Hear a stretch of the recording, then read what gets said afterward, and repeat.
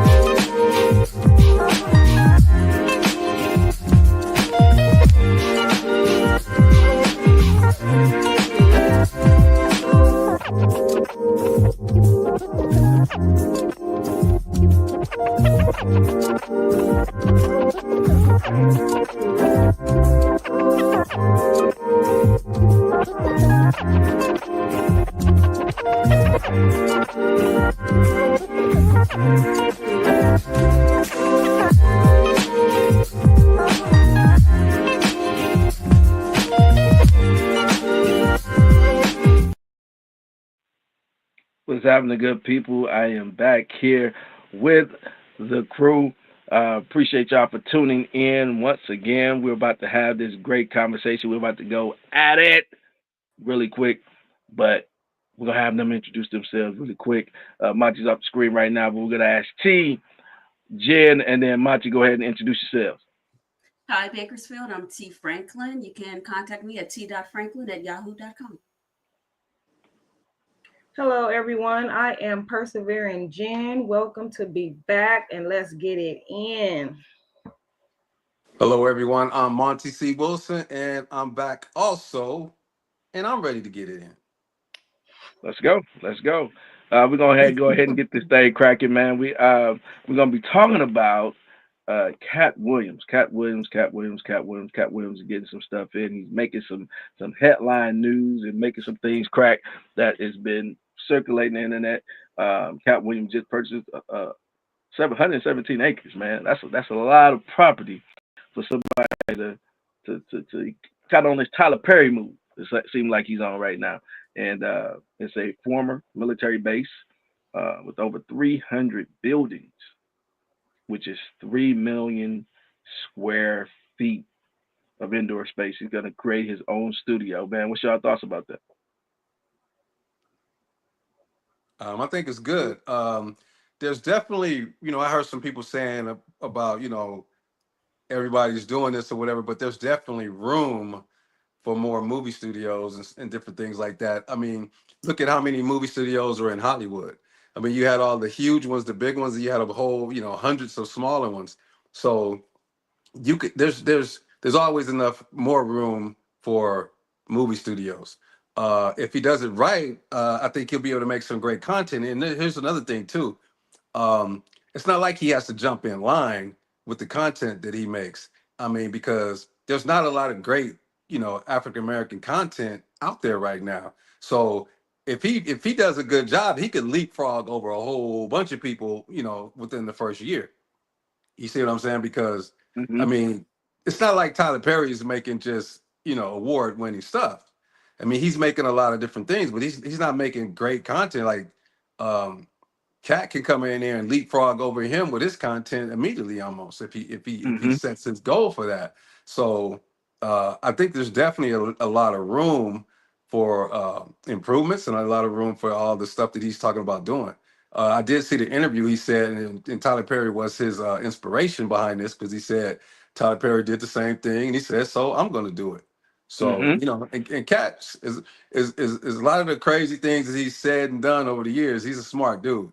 You He's know what I mean? smart. It's like he's like it's two sides to him. So he's no dummy. Yeah.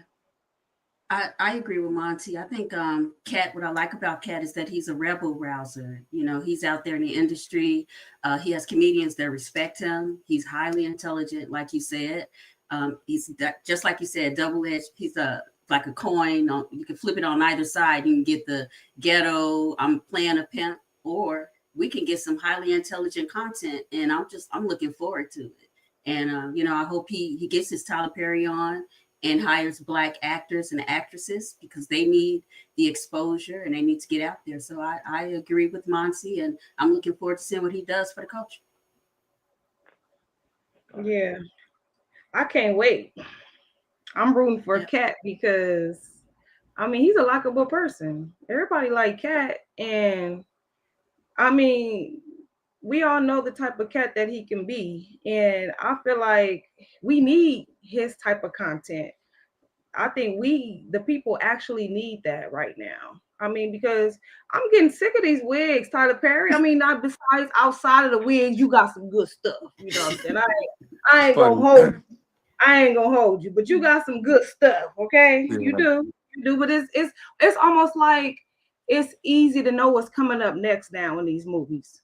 And with Cat, you don't know what you're gonna get with Cat. You know what I'm Right. saying? Mm-mm. So Right. yeah, but Tyler Perry, you could just like Yeah. you know what you're gonna get coming from him, and it's like okay, I could tell you what's gonna happen next before it happens. So I'm ready for Hmm. Cat. Come on, bring it for real. I'm ready for. I'm rooting for him. It's enough for all of us to eat. So yeah. Yeah. Yeah, Cat even OG Bobby Stein say Yeah. same thing. Funny. Cat movie's gonna be funny. Definitely gonna Yeah. be hilarious. He gotta, he's definitely in the lane. I think Tyler Perry really has a kind of a bit of uh, a head start of mofo because you have your own studio, right? By him seeing like, oh man, I could probably do a lot more. His influence, the things that he's able to tap into, the connection that he has as well. Like T was saying, like a lot of people respect him in the comedian world. So the whole comedy sector, a lot of them respect him and look up to him as well. So I think he'll be able to put out some funny stuff, man. Like his creativity, people don't realize how talented he is with his pen, like his writing skills of being able to create uh, the funny on screen. I think is really is almost like this particular generation, Bill Cosby. Because Bill Cosby wrote a lot of stuff that was funny for a lot of people back then. Him, Paul Mooney, those guys were great writers back then, and they put out a lot of content behind the scenes on a lot of different movies and stuff as well. Like Paul Mooney, most people don't really know him because he really wasn't mainstream. He never got to that because his comedian, the way he presented himself, he really wasn't gonna ever go mainstream. But his pen was crazy. He was, behind the scenes of so Right. many, even top stars. Richard He Pryor. wrote for. Yeah, Richard Pryor Richard being one of the Pryor. main ones, right? That's the main one. Yeah. Yeah. That's the biggest one. Yeah. And I think it was what, Saturday Night Live, or he wrote for a few of them for a while, and then they learn the industry, and then be like, "Yo, give me my money," and he want, they'll be trying to break them off, Yeah. once they get to wherever they're supposed to get to. Guys like that, they make a huge difference in the industry, a major difference. And by him being able to be in a powerful position to be able to own his own stuff, man, yeah, Yeah. yeah, And I don't know what his financial plan is, but he has the land and he has the buildings, and that's the start. I mean, and you can start off small. He could take about 10 of those, 5 or 10 of those buildings, turn them to sound stages or whatever. All you got to do is build a prison, build a hospital, build a courtroom, build a church. Uh, Maybe not a bank so much anymore. That would have been one, a bank. You know what I mean? But build yeah, yeah, yeah, because it a would have been the bank school, back in the some type of day. school or something. Yeah, build some classrooms, that Some sort of thing. classrooms out. Right. He got a Oh, whole lot of stuff, yeah, content that you can create from that. yeah, and just with that, just you can rent that type of stuff out and make money just from the renting it out to other people. So you Yeah. already can make money just without even doing any content. You can make money just renting out those spaces. So it's a plus. Now you bring in writers and people who can film and start and things like that. And then now you're making your own content. It's easy to make. That's why Tyler Perry can shoot some of them films. I forgot which one it was, but I was seeing something the other day. It was a whole series that he shot in 2 weeks. Yeah, in 2 weeks. Yeah, it was the one. No, it was a beauty. It was something in black. What's it? Beauty in Black or Beauty in Beauty and Black. Black. Yeah, Beauty in Black. That is new that one the he one he got. shot in 2 weeks? Yeah, that one and Yeah. the the Zach and Fatima. He was doing the interview. Zach, one of the characters on there, Zach, is called Zatima or something like that, because it's Zach Yeah. and Yeah, Fatima. And so he was saying like they how many lines they got to memorize, right. and they just he's able to punch everything and crochet. Like he know all the different shots that he want already going in. Yeah, He don't waste a lot of time with that, right. like the angles and the shots and stuff. Right. You can tell. And to do just joking. To do to do to do something like that in 2 weeks, that tells you that they were shooting on some sound stages. Because they were Hmm. able to that you're able to switch from one place to the next really quick, and you're not shooting at a whole lot of location, but you're able to shoot really quick, and you're not doing a lot to like, because if you shoot in someone's home, it now you got to turn that into the you make do the lighting and turn that home into a studio, where if it's already a studio you can move the walls and do all that. It's just you can just pop Hmm. out content that much faster, and it's cheaper obviously if you're going to only shoot in 2 weeks. Right. So yeah. So That cuts that's the down the type of things cost. that can, right. Cuts down the cost, cuts down the everything. So once he gets his team into place or whatever, yeah, he'll be able to roll. Yeah, I think he's more into like I'm interested to see like what angle he's gonna take, because Tyler Perry more into the content. Like Hmm. he wants to push the content out. Like he wants it to be funny. Like he has like a mid-level standard of it, because it ain't like crazy low budget Tubi. Like when Tubi first started, we know it was like super crazy low budget, but his is more like kind of a lower Yeah. mid level, and I think he found that like kind of as his sweet spot, and he's able to kind of capitalize on that sweet spot, which also Right. opens up a doors for a lot more people, right? Like it just opens up the door for people when he's able to make, if a show pops, then those people are able to branch off and probably do some other stuff. Yeah. And the cat know a lot of people. I mean, he has some comedians that are upset with him, obviously the ones that he's gone after, but he has some people that still got his back Mhm. and still say that he's a generous person and they love him. So who knows, he'll be able to pull to the table. He might pull. As a matter of fact, I would like for him to do. I would like for him to pull some of these newer, younger people that need a shot, that are funny. You I know what I think mean? that's his angle, man. I Yeah, think yeah. that's his. Right. I think that's always been like his. I his MO. Like he wants to give like other people a shot and the opportunity. Other than that's kind of why I kind of like the way he moves sometimes because it's not just trying to create this big gigantic juggernaut of collecting with everybody. But hey, man, this person give them an opportunity to come up. Okay, I see you coming. Let me put you on this, and give you an opportunity to open up or something like that. Like just and I can see if he opens up a studio, giving guys, hey man, if you got the talent, come in, knock some stuff out. We can, do a revenue share or something. You Yeah, bring your talent, I'll bring this stuff, and then we'll do a revenue share. And shoot, if it pop, it pop. If it don't, ain't no loss. Mhm. yeah, yeah. Did you all And see this is a Katt? great. Oh, I was gonna say, did you see Katt when he came to Bakersfield, the comedy Yeah, show? I actually went to the show. Yeah, I went to the Yeah, me show. too. Yeah, it was good. It was It it was was good. right before he did that interview with Shannon Sharp.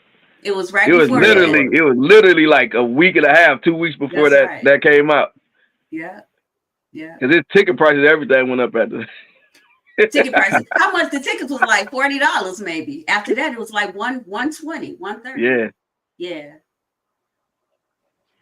yeah. Then he I'm brought yeah. Monique on after the whole thing she had with Yeah, Tyler Perry and stuff. He brought her on to the. Yeah. yeah. That's the first person I thought of when I saw that him and Monique Hmm. would probably do something together. You Yeah, know. Hmm. because Monique, she Yeah, box office. I'm gonna be honest with you, she funny. yeah. She Yeah. just can't get along. She don't like Tyler. So she just said something about him the other day. You know The what I mean? Angie Stone So situation. right. So she might just jump aboard just to show the thumb Tyler in the face a little bit. Like I said, rebel rousers. So he'll put Yeah, together a group of rebel rousers. And those are the box office hitters. So yeah. I can't wait Those to are see people that are what they probably do. really funny. Those are the Did people y'all that, see? Yeah, Did yeah. y'all see when he was on this tour? Okay, y'all said Rebel like T talk about Rebel Rouser, right? Did you see? Like he brought on Monique, and then he brought on Kevin Hart's ex wife, right. Exactly. I remember and so that. and Kevin Hart was trying to put a gag order on her and everything, Right. man. Like, Yeah, Right. Because Really it's just going and, at comedy. it. She can say anything, right? yeah. It's hmm just comedy, They right? was It's That's dramatic. what not they too, say. You know what I'm saying? right. When they want to say anything, they okay with it. Yeah. If it And seems to yeah, appear to be about you, no, it's just my set. Don't worry. So, right. And there's hmm some okay. gatekeeping going on. There's always been Yeah. some gatekeeping going Yep. on. Yep. Because there's a lot of funny people out there that we don't even know their names or whatever. They're new. Then you have a lot of older cats that I feel kind of need to go sit down somewhere. Because there's some, I don't need to name any names, but there's some people that just been around for a long time and they really just ain't that funny anymore. And they come on stage and it's almost like they get sympathy laughs. You know what I mean? It's like they Yeah. say hmm a joke and they stop.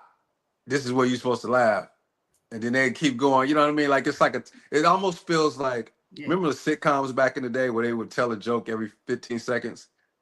That was Oh their yeah, rule. Like that was their every rule. 15 seconds it had to be a joke, Right, and then studio audience. yeah, and then they had the Keep the audience audience would engaged. laugh, right? Yeah. And Hmm. eventually, first they had real audiences, then they start to do the sound effect. The It's the sound can. They effect.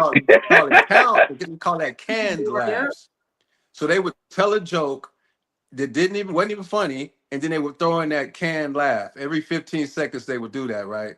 That's what I kind of feel like with some of these comedians nowadays. It's like they're just telling jokes, and then it's just like, oh, okay, this is where we're supposed to laugh. And Yeah. they just don't have that energy anymore. They're not up with the times anymore, and they just kind of need to sit down and give these other kids, some of these youngsters a chance. Is what I see, and that's on film and on the stage. Yeah, Yeah. I could agree to that. Yeah. Cat actually was just in the movie. It's called One of These Days with Kiki Mm-hmm. Palmer and the singer SZA. Yeah, I love that. It was Yeah, really if good. y'all It was seen that funny. movie, it was good. Like it Yeah, it was was good. good. I It saw was it twice. It was so me good. too. Yeah, me Oh, is too. that the one? Oh, yeah, Yeah, yeah. Who else I is it? seen it Somebody else twice. is in that too, right? Yeah, Kiki Palmer. SZA, Kiki Palmer. And who else? Palmer. Somebody And else is in there. it's a dude. I think he played in that Bobby Brown movie. I forgot his name. I thought it I'm was not another woman though. another woman. Wasn't that what's his name? Who produced that? That's what's her name? One girl Lamont Lawrence. from No, Lamont Lawrence directed it. Brown is the New Black. I mean, what is it? No. Black is the New Brown. What's the name of that show? That Black is the women was new in prison? black. This dude crazy. What's the name of it? Man. Red is the New Black. What is it? Orange is the new black. Orange Is is it the orange? new black. Orange. Yeah, What's her it's name? What's her name? I don't know. I don't know. Is it something? Issa Issa Rae. Rae. Issa Issa Rae. Rae. It's Yeah, Ray. Issa Rae has something to do with the movie y'all talking about, right? Yeah, I think she produced it. I think Yeah, she yeah. produced it. She probably did. I don't know. Yeah, okay, that's the one I heard about it. I haven't seen it. So what? Oh, What yeah, do you Issa mean Rae Orange did. is the New Black? Yeah. Somebody from Orange is the New Black was on there too? No, I was trying to think of Issa Rae. I couldn't think of Issa Rae's. Issa Rae. Oh, Okay. In other news, we are talking about this brother here that's been going on in on the congregation, and he has now put himself in a bit of a pickle, and it's gone viral, talking about shutting the doors of the church and trying to get $40,000. Now, this is a new thing, or this old thing. You be the judge. I want to know your response in the comment. They said he was arrested, all this other type of stuff, for all this type of stuff, but this give you some understanding of what happened. I want to play this clip so you can know what He was arrested? down. Yep. Understand the He was cost arrested. that is involved. There's 1,000 of you. I said close them doors. Ushers, close the doors. Close the doors. Close the doors. We all gonna leave together. Y'all ain't going no place but to the restaurant. There's 1,000 of you tonight, and those that are watching, it's 1,000 that's watching online. This is a small seed. If I get 1,000 online to give this, if I get 1,000 in the sanctuary to give this, that's $40,000 tonight. I'm challenging each of you all down here to give a $20 seed. I just think $20 is a lot of money. $20, believe it or not, when my late wife Melinda P. Sapp was alive, was a good date. I could take her to the movies, buy a box of popcorn, get one soda, 2 straws. I wasn't cheap, that's swag. I was looking in her eyes, she's looking in mine. No swag. Can't do that no more. Now, everyone up here, we've all sold and seeded, but I need everyone standing up here with us, That with brother me, sweating, to boy. plant a seed of $100. Because again, it costs to sit up here. I got you. Let's see. So put your 20 away, preachers. That 20 wasn't for you. And this is what I need you to do. If you're giving electronically, or even if you're giving tangibly, I'm gonna have y'all come to the altar and give it, because I need to see 1,000 people moving. Bring them baskets. I want the baskets up here. I want to see the folk. Y'all start moving. Y'all can bring it right now. Come. Even if you're giving tangibly, just put your hand on take your phone and stick it on the bucket.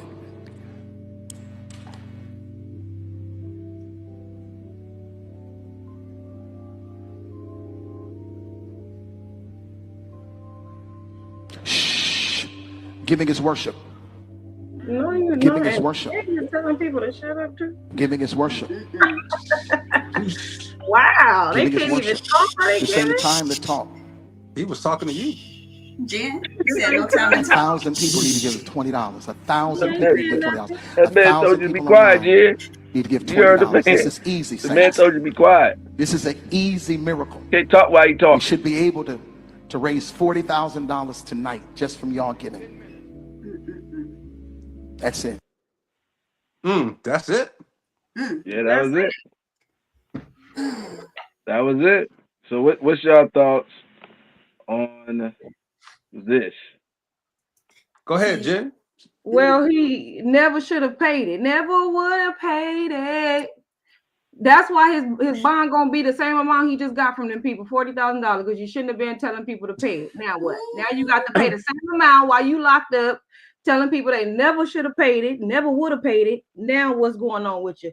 I think his cheese slipped off his cracker. I think he's always been like that. Like something Now, I happened. didn't know that he was locked up though. Yeah, Y'all he telling locked me the up. man got arrested for this? He sure did. I Now they think got to that's put a us in out. You can't hold what people for against their kidnapping. will. You can't No, hold them What, against what? their will. he didn't get arrested. Now that Okay, was I was about to say. propaganda. It was Yeah, they propaganda that was kidnapped put him. out. It was propaganda that was put out Yeah, I that was he about to was say because arrested. that's a bit And extreme. so Mm. people ran with it. It's been going viral a couple of days after this went out, saying that he was holding people against their will, that was illegal. Yeah. There has been a lot of backlash Yeah. um, that happened with this, but not to the extent of people trying to say he was arrested, which was Yeah. false. Well, you have to be careful these days, right? Because this type of thing that he's doing has been going on for a long time. This is, I mean, I'm sure everyone here has either been in a church when this is happening or seen videos of it similar. Um, it's just that, like, in today's world, something like this can go viral and people can jump on it and people take the same opinion on it and it could snowball into something that he could have been doing this for the last 20 years, which he probably has. Hmm. Now, all of a sudden today, he's boom in trouble just because that was what just happened today on the internet. Now, as far as what I think about this, um, I am a firm believer that the Lord didn't mean us to be sowing into these people or paying to go to church like this. I just don't believe it. I don't believe that that's what we were put on this earth to do, to to be conned like this. You can see a lot of the things he said. Okay, first when he said close the doors, right? So now he has your attention when he says close the doors, and he has you in one place. It wasn't probably nobody even jumping up and leaving at that time. You know what I So mean? But he let's says, break that part down. So I'm gonna break all them I all. want Yeah, everybody. a lot there. I know. So I'm gonna have us respond in these first segments, right? Uh-huh. So what's your thoughts on him talking about closing the doors? That portion of it. I think closing the doors was part of his plan because I've seen people like this work, in person. They have a whole routine, right? So that was to get everybody's attention. Obviously, he didn't want people leaving, but I don't think people were just jumping up and leaving at that time anyways. It might have been maybe one or two people leaving, but that's more of his bigger. I don't think that's the main thing to just hold people in there. That's part of his bigger plan that I was getting ready to go into. Okay, But I think I just ladies. that's think, over the top to yeah, say close the doors and don't let nobody out. Yeah, you definitely shouldn't be saying that. yeah, me too. I think this is what happens when audacity goes unchecked. And I think that, you know, his congregation has allowed him to do these types of things from Right. the top down. And, I think now the people are like, we're not going to take it. Whoever put that post, usually you don't really get a lot of people to post negative things that go on in the church. It's just like in the house when they say, keep your dirty laundry in the house. Usually the congregation, they kind of have a little more, I don't want to say decorum, but they keep it kind of to the church and what's going on in the church. You don't know what's going on inside the church. So for them to take this and post it, that says that they're tired of him and his stuff. He just said basically, you can't sit with us. If you behind me, you're better than these people. Don't worry. I need the $20 from y'all, and I'm locking the door. I need $20 from each person, plus the 1,000 of people watching online. I need $20. And as Monty stated earlier, why? He didn't even tell us why. Why do you need the $20? The $40,000, right?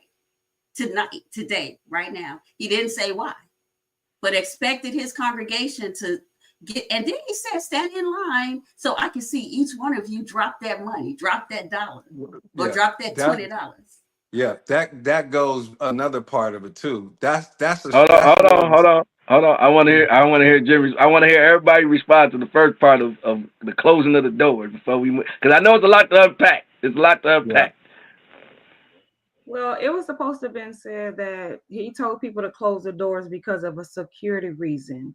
But being that he said that, but then he turned around and said, don't leave because you want to rush to go eat and y'all don't need to be going nowhere right now. That doesn't sound like he wanted to shut the door for security reasons. He literally What stopped the security people. reason? Yeah, but you turn around and said, no, don't go nowhere because you just trying to get up and go eat. So sit back down. Huh? Which one is it? Is it security reasons, Yeah. or you just want these people to hurry up and give you the money? You know what I'm saying? Then he gonna tell the people, the ushers, oh, that's okay. You don't gotta pay your money. Why they don't gotta pay their money, but you want they're part of the congregation too. But at the same time, they don't gotta pay their money because what? They gonna get half of that 40, huh? I think that's why he's telling them, oh no, you don't gotta worry, we're gonna split this together. But some He ain't people Now just splitting that. let me help. Oh no, let me help you out with that part. So he wasn't telling them up there that not to give anything. He was telling mm, them they had to give more. 100. They had to oh, give okay. 100. They had to He give a said they Okay. had hundred. to give 100. He wanted them to Oh. give He 100. said put that little 20 away. That ain't for y'all. Yeah. Y'all up here Oh, it costs more money to be sitting up Oh. here. To Right. sit wow. with us. To sit with Yeah, us. Right. Okay. to sit Right. up here Okay. it costs more money for you to be sitting up here. Which is part of the whole So ploy I'm trying to go over. Yeah. yeah, so Yeah, we'll All of that dive into stuff. that part. Yeah. I got Uh, it. the closing of the door part, right? So this is a Monty kind of hit it on the head earlier a little bit. This is a typical process for some practices that people do. They'll do it sometimes during offering when they'll close the door. They'll sometimes do it during prayer, um, to where they don't want a lot of in and out that's going on during that time. Some people, some of the churches view the prayer and the giving part as a time of worship. So you don't want any type of distraction and stuff going in and out, a lot of movement into the doors and stuff like that. Just to give you a little context about how some of the back end of how the church operates. Sometimes it's not viewed that way, and sometimes people take advantage of it to some degree. But it can be viewed in a skewed way uh, when it's not broken down into full context, right? Yeah. So the In the way he the said it cl- too, though. yeah, and the way that he That's what I'm presented it and talking said about. it, The it way was he said, like, yeah, the way that he presented it, I think brought on a bit of a cringe for some folks. And I'm sure, like how T was saying earlier, that some of those people have been indoctrinated, or how, that's just how they operate, right? Or how Jim was like, hey, some of these people, it'd be hard for them to kind of check, the pastor, or to check, these type of practices at that moment. But that just to give you a little back end on Yeah. how some of the churches actually operate, and it's just not during offering time. They do have them close the doors also during prayer as well, so that the reason being is that there's not a lot of back and forth and in and out. Yeah. And I don't think right, the closing I don't think just closing the doors is that big of a thing, a big of a deal. Because, like you say, they tell you to close the doors all the time, and I think that was just a little piece of his whole ordeal, telling them to Hmm. close the doors. right. I mean, I've been in church for quite some time, so just like you said, there's different times that they say things, and it's not what you say, but it's how you say it. I mean, Yeah, he because said it. he gave two different reasons on why. First, he said the security reason, but then second, he telling people to sit down because they don't need to hurry up and get up and go off and eat. But I've known churches, like you said, I came out of a church where, like the person in the comments said, we gave through 4 different times, and during that time you can't get up, kids can't be moving, nobody could be moving during this time when the collection plate is going around. Hmm. So basically, how he said he sounds so aggressive, you know what I'm saying, when telling these people how they should give and things like that. That's not how you tell people to give. And then at the end of the day, it's a time when you may get a guest speaker, or we sowing this seed for this guest speaker, this person that came up and gave a sermon today, so we're gonna sow into this person for today. Or we need a building fund, we're gonna sow into this, you know what I'm saying? Or we need repairs done on the church, we're gonna sow into this man didn't say why he wanted these people to give this money. He just really telling people that this is how much they're gonna give. So, huh? God don't ask you to give. He told us to basically give, but he also tell you it could be a curse not to give. But it's up to us on whether or not we should give or not. We're not supposed to give. You know what I'm saying? Be a cheerful giver. So by you forcing these people to give, that's not being a cheerful giver, is it? No. Well, That the whole thing is to shame the people. That's why like he said, he going into well, you just going to the going to eat anyways. He's implying that there's something wrong with that. You know what I mean? Like going to eat is not a necessity. Like, you know what I mean? Like there's something wrong with just, oh yeah, you just going to eat. Okay. And then he says, what else did he say? He says, I want to see everybody. He said, even if you paying digitally, I want to see everybody walk up here. And even if you tap your phone on the thing. See, one thing that I've been in this situation and I've seen this, they know when people get up and other people see you not get up, that's embarrassing. See, that's why they wanted to do that. Because I've been someplace where they were like, okay, they put the basket on the ground and they put the mic over there and they wanted everybody to walk by there to say how much they put in. Right. So you didn't want to walk by there and say that you put in $5 when the person in front of you said they put in 500. Oh, that's too Right. much. So it was people up there was people that was going by this microphone who didn't have it like that, was saying, oh, $500, $700. You know what I mean? They know, because they've done this before. These people are very experienced at this. They know they are shaming people to put more money in than they normally would have by putting it on that mic. Because if I can just sit down and just whatever, we could do it. Oh, I did it electronically. I might put $5 electronically. I might, if it was me, I wouldn't have put nothing. But if I had to get up and walk across, and I would have got up there and on the mic and said $1, I'd have been looking like a fool. You know what I mean? I would have been looking, embarrassed. See, that's what they're trying to do. They're trying to embarrass you. And that's not They Christ-like. know That's that. what the Bible talks about, wolves in sheep clothing in these times. That's Yeah. one of them. The Creflo Dollar is the same way. This man ain't went and put an ATM in his church. You ain't got to make no excuse on why you can't pay no money right now. There's an ATM over in the corner, or you can't get no money off your card. Go get it off right there off the ATM. Creflo Dollar the same way. He rich off of other people's money. Billy Graham, he the same way. He rich off of other people's money. So Marvin Sapp ain't too far from it. He doing the same thing that these other known pastors and preachers have done already. So he using his own tactic to get money from people. That's just how he is with it. And he the same, like they say, in perilous times, wolf is going to be wolves in sheep clothing just like him, and that's what he's doing. He's showing his true colors right now. So you know what was so manipulative about what he did? To say, hey, you just gonna go eat anyway. You might as well spend your money with me. Give your money to me and not go spend it at a restaurant. I thought that was a little manipulative to and right. I thought about that when Monty made his point about shaming people. And it's like, what you gonna do with your money? Give it to me. Like we his congregation, I don't know what percentage, who they are, what they make up, but almost like we don't know what to do with our money. So we have to give it to you because you are smarter than us. Right. You know what to do with it. You know what to do with it. Yeah, that was manipulative. Yeah, and let me tell you, this is important too. The churches that operate like this day in and day out, Sunday after Sunday after Sunday, they know that not everybody is with this. And what they do is they count on keeping the people, they go hard and they keep the people that are down with this, who believes this. And they know that some people are gonna walk in for the first time and say, oh no, this is too much, and leave. Right? They don't want you there anyways. You taking up a seat of somebody who's, a believer that's going to give them some money. You see what I'm saying? Yeah. If it's 10 seats, they don't want 10 people that's not going to give sitting in them seats. They want, go take your butt up on out of here. I'm going to be outrageous as I want to be. You leave. And then, because I'm trying to fill them 10 seats with people that's going to buy into this 100% and they're going to give everything they can give. That's how that works. Now, Nisha said this. She said, they will say we don't judge, but in the same breath, shame you for folding up $1 for the offering. Now, this is the thing, okay? Some folks, I want to bring everybody on the screen because, listen, it's such a fine line with this, man, and the manipulation part goes so extreme, and I love a lot of Marvin Sapp songs and the things that he's put out, and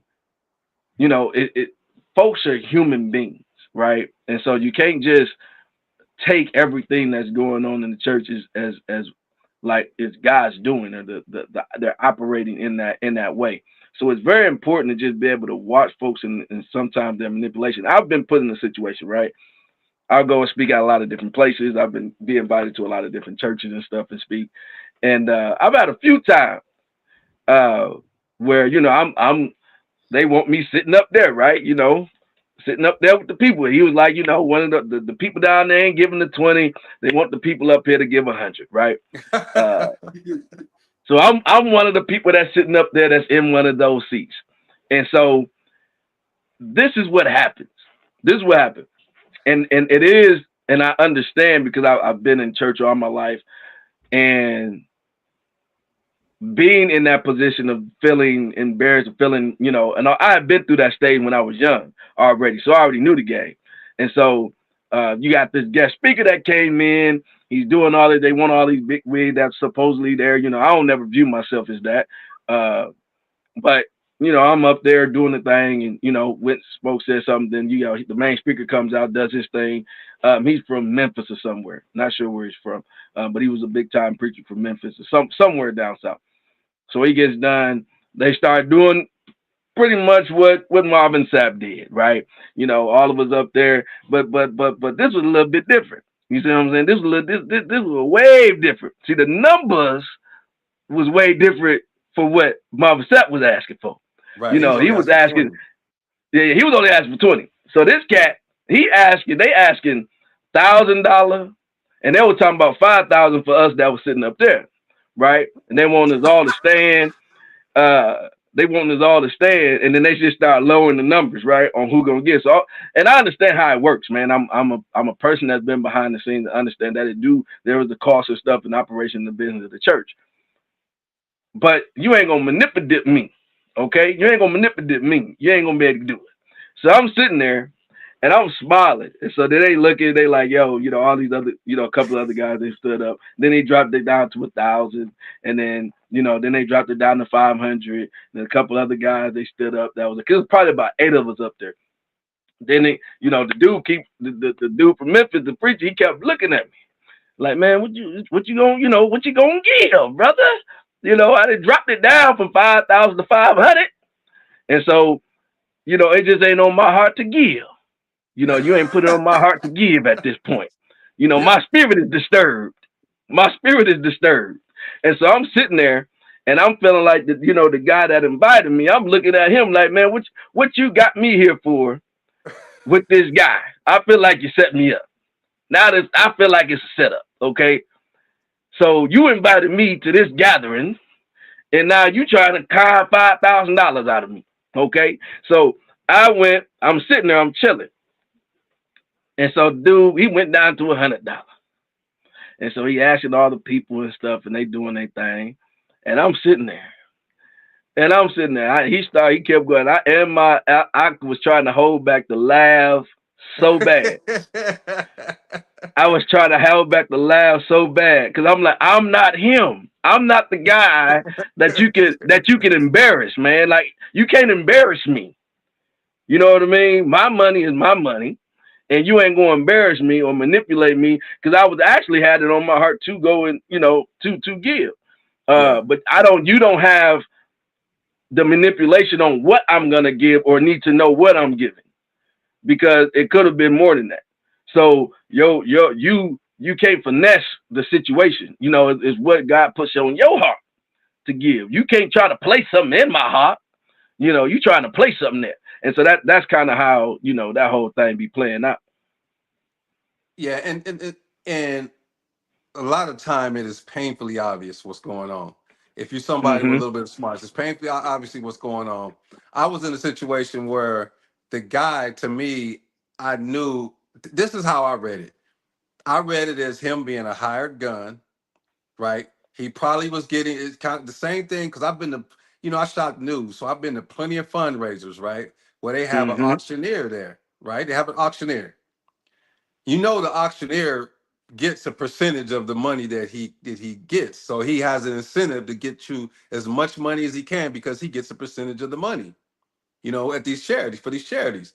And they get these big time auctioneers to come because they're really, really, really good at getting way more. They more than pay for what their percentage is Right. because they're gonna Mm-hmm. get you, you know what I'm saying? So I felt like this dude was a hired gun. And I felt like he was gonna get a percentage of what that amount was. because he even said, he slipped up and said, "Oh, I want to come back here. I like y'all." After he got, he raised thousands of dollars. He said, "I like y'all. I'd even come back here for free." He said that. I even come back here for free, which tells Mhm. me that he was paid to be there. Oh And yeah. part of whatever he was getting paid was to get as much money as he could for that church or that pastor that was housed, that was her home church. So that's what I And, believe. I'm gonna give y'all some little heads up, give you some game on how it work on the back end, right? So they'll bring in the guy, and they'll bring in the guy like Monty said, like him. So what would happen is that this is how the percentage or whatever would work. You would either have to pay. It just depends on the size of the church. You would either have to pay him his honorarium of whatever he charged to come, and or if you look at the size of your congregation and they working with the PR on the back end, that person would come in and they say, you do whatever your regular offering is, you have that, and then I'm going to raise my own money. Right. And Hmm. so that then now that person is coming in and saying, okay, they're counting. So when they go back in the back, so that's why you kind of want people to boom, should show, what they're giving. You want to see the people because now you can kind of calculate, and then you're able to Yeah. say, okay, I should have around this much. And then if the offering team in the back try to play you on the back end, you like, nah, man, I know we raised at least. Yeah. Yeah. Yeah. You see what So, I'm but saying? So that's that so at the manipulation game. Yeah. but at the end of the day, what you're describing is what exactly what I remember. I said that I thought was going on without even knowing because I'm just peeping game from the back. We at church. Hmm. What are we doing? It's not like we not at a dice game on you know what I'm saying on some alley. We not at some you know what I'm saying. We not some at some even a club or a concert sort of thing. We had church. Why are we playing these kind of games with the people? That just tells you something right there. Yeah, That's that what you're talking about right there. That just it tells you that they in the wrong business or they in the right business, whatever it Oh, is, because they making they in money. the right business. they're They in in the the right right Whatever business. it is. business. Yeah. Yeah, they messing with them. They messing with God. That's all I can say. Because I'm Yeah. not falling for it. What's your thoughts, lady? I agree. I agree that, if that's the type of person you are, that's the right business for you. It's terrible to do that to the people and to do that in the name of God, because you have people who look up to you because they think you are the next step to God. They think that, he's talking directly to you on the line. And then it's up to you to bring it to the people. Yeah. Hmm. So I think it's sad. And I agree All right. with Jan. What you say? It was like a wolf in sheep's clothing. I think those type go out for those positions, just like Boy Scout leaders. I don't even want to get into this, but a lot of men who are out there and well, not out there, men who have interests in little boys will become Boy Scout leaders. And they have a documentary on Netflix about that everybody can watch to kind of get more information about what happens with that. It's just, unfortunately, a lot of people with bad intentions go into the areas where they can profit, either Yeah, and personally it's a or learned yeah, behavior. Definitely, yeah, like just following traditions and following how people protocols, and if you don't break out of that protocol, and or if you see it, because money is a huge thing. Once you see it as something that's lucrative that you can do time and time and time and time again, man, like that can become addicting of knowing like I can uh I have the ability to do this right. and being able to just raise that type of money. So yeah, it's crazy. What's your last thoughts on this, Jay? You muted. Yeah. I don't There know. you go. I'm just shaking my head at him. I mean, he's given a new meaning to everything, all the music that he put out and what he has ever stood for. When people finally get an understanding on what these people stand for, they back away, and a lot of times they lose a lot of congregation, but they also, I mean, because this man, he makes music too. So now you're about to get a lot of people just stepping away from you in general. You know what I'm saying? And they made a joke about it with that never had have made it, you know, and that brings a new meaning to that.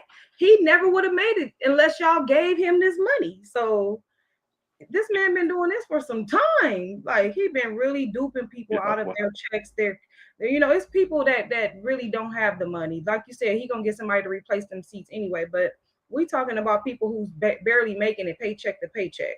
And now you telling these people, I know you about to get up and go eat. Well, I mean, what else they supposed to do? They hungry.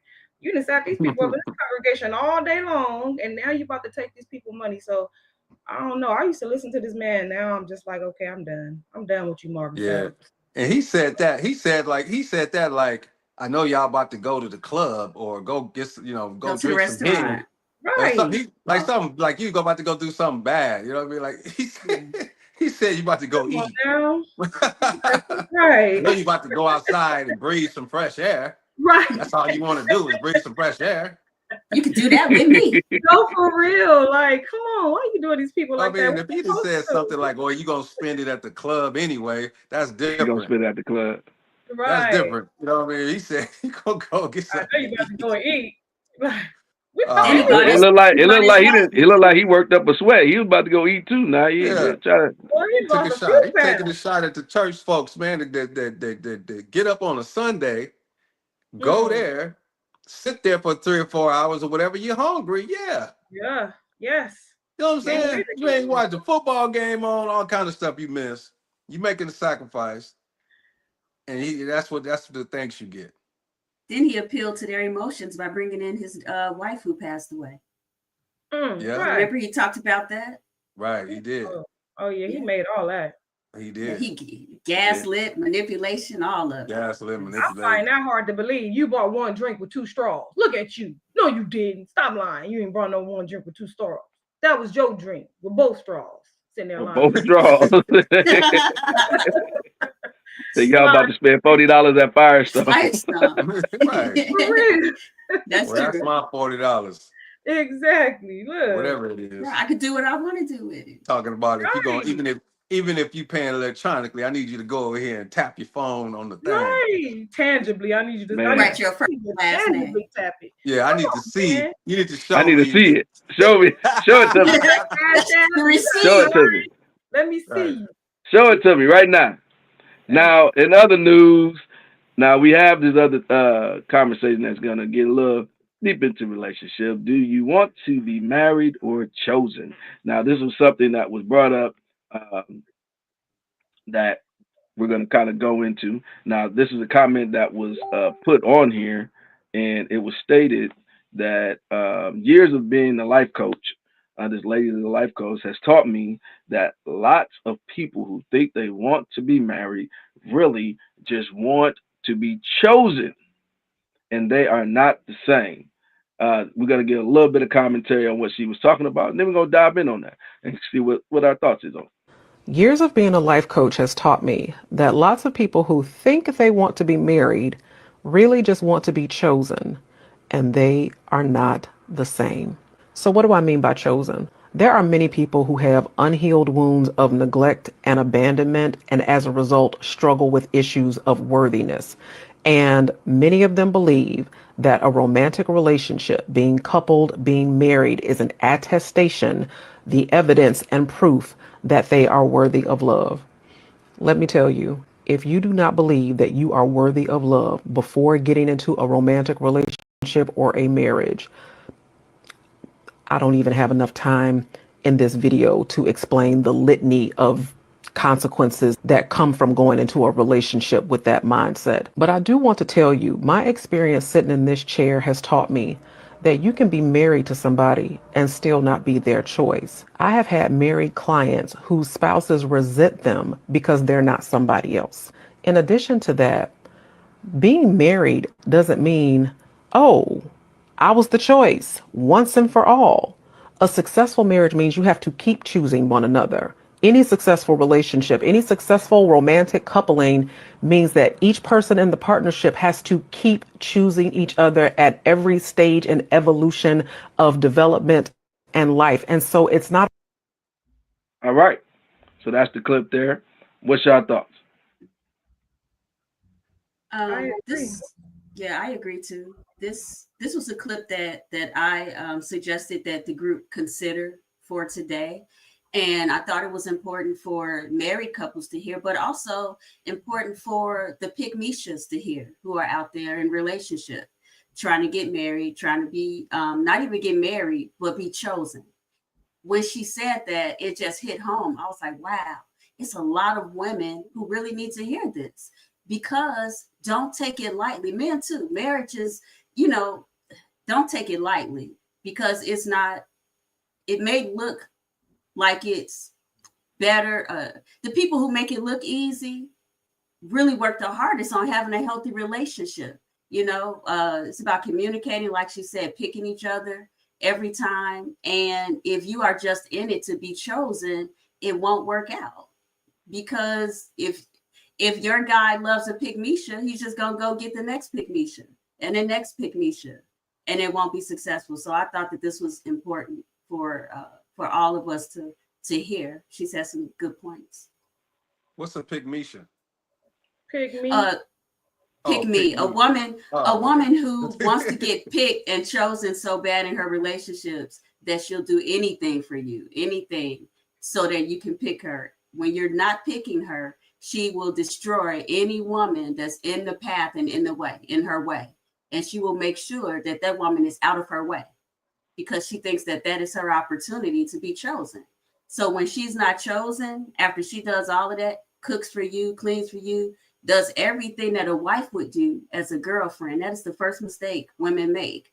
Do not treat these men like they are your husbands until he puts a ring on that finger.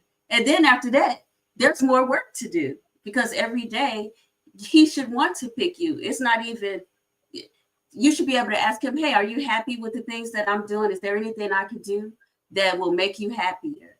It's not like it shouldn't be like a competition once you're married. I shouldn't compete with women outside of the home. I shouldn't think that, wow, he's going to look on the internet and then pick another woman. So a pygmisha is a woman who thinks that that's it. You need to pick me. And if you don't pick me, I'm going to destroy you as a man, basically. It's my thoughts. It could be different, but it just seems as though when what she's talking about, if you're not the chosen one, you're going to make sure that man, nobody else chooses him either. I could be way off on that. Next person. Next person. That's women. I feel like I mean those are women with unresolved trauma, and trauma can manifest itself in multiple ways, whether it be physical, mentally, or emotional behaviors, and those behaviors start to manifest themselves in insecurities that will cause the woman to want to be chosen because, and in early childhood, she wasn't loved like the way she's supposed to be loved, so therefore she attaches herself to a man in that type of aspect. So she wants to go around feeling like her love is validated by that, and that's how usually it starts. So that trauma has to be healed before you try to enter a relationship, because otherwise every relationship you get in, you're going to cause problems with that unhealed trauma. Yeah, I mean, I agree with all of that. Far as being chose or just someone who just wants to be chose, uh, I mean, basically, what is she just? I mean, she just basically telling you to just be healed enough to know what a healthy relationship is what I'm taking from it. You know what I mean? Because Yeah. if you're not healed, you don't know what a healthy relationship is. You just because I mean, I've met people just even worse than that. I met people who don't even feel like they should be in a good relationship. You know what I mean? Mm. If you if you treat them right, they don't want that. They want somebody that's treating them seriously. They I know. self-sabotage. That's what Right? Jen They that self Self-sabotage. is what sabotage. that's what Jen is Yeah, that's saying. basically that's that you don't know your worth. That's that unhealed Yeah. trauma. You so used Yeah. to being in them type of relationships to where you don't know your worth, and that's what you do. You choose them type of people. And I no, I've met people that actually said that. It's not like because some people do it. No, most people probably I would say just do it and not really know that that's what they're doing. You know what I mean? But I've had people just tell me like, I don't deserve a real relationship or somebody that's gonna love me. They just And straight you out. stayed with him? You stayed with him? What? Did you stay with them? Oh no. No. Yeah. No. That was the whole point. Yeah. Because I wasn't bad enough for her. You know what I mean? I was too positive. You got to be careful. Yeah, I was going to say that negativity is contagious. So you have to be careful. And them type Yeah. of people will mess up the relationship just so they're so used to drama, they don't know what it is to have healthy. So they use these start things in a relationship to make it seem comfortable. You know, being in a relationship that's everything is running smoothly is scary to some people because they're so Yeah. used to conflict. So they start conflict with They people start because conflict. to them Yeah. that's comfortable. Yeah, It that's is. comfortable to them. Right. That's all they know. And they get addicted to the, like, if you guys are staying together, they will get addicted to the ups and downs too, right? So we argue and then we Yeah. make up. They're addicted to that makeup part. Mm-hmm. You know what I mean? And so it's like you're, and the sex is like that too. It's always makeup sex. Did you have? Dopamine. That's Yeah. that dopamine. Yeah. Right. Yeah. Yeah, that's what it is. Yeah. And I just been always able to recognize it. I probably didn't. Maybe I take that back. I didn't recognize it at first when I was young. Once I began to recognize it, I Yeah, knew me what I either. was in. But You at gotta some go point, through it first. yes. Sometimes you're in that type of thing, and you just like, whoa, you No, don't really know what's going on. When I was young, Right. my very first girlfriend, we were in a relationship like that. It wasn't until later did I realize that all this drama that we're going through is because of her. Like she's starting all these little bitty fires.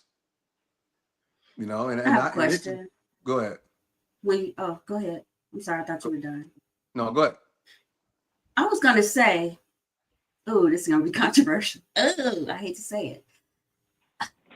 I hear a lot, and I hear a lot from the panelists that the issues that are had are the woman's fault. These women are out here doing everything, and you guys are just perfect. Ooh. So what do you want me to? What should I bring up here? I should bring up the time that I messed this one up, that one up, and blah blah blah. We want to hear it. No, we're talking. You know why? About, because that makes you vulnerable. Because people are going through that. Okay, you know why if the women are complaining, hold up. Because if we're the talking women, about we're talking about, we're referencing. You doing something. You doing something for these arguments. Maybe not all of them, but something. If we being real, I can either be real or I can be fake.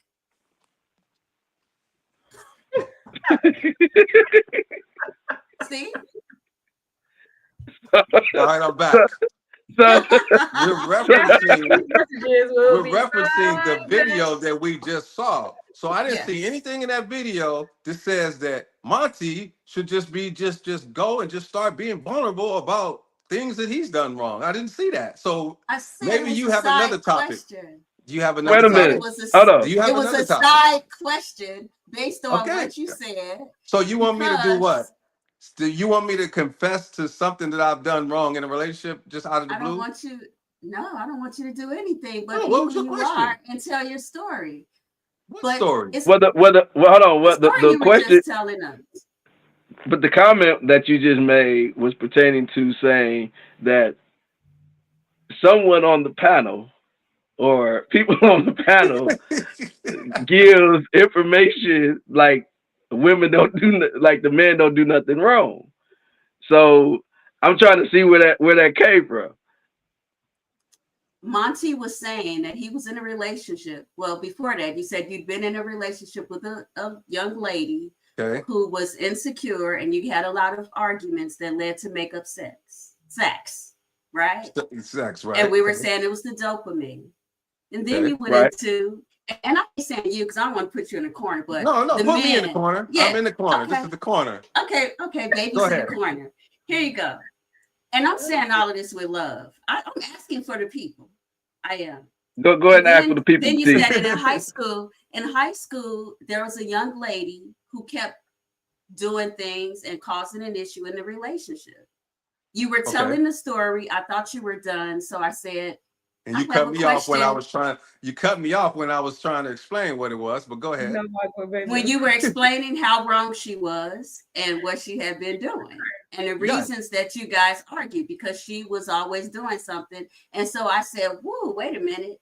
Because I've heard this a lot from the other gender on the panel that the women that they're dealing with had something wrong with them. Or if there was a breakup, it's the woman's fault.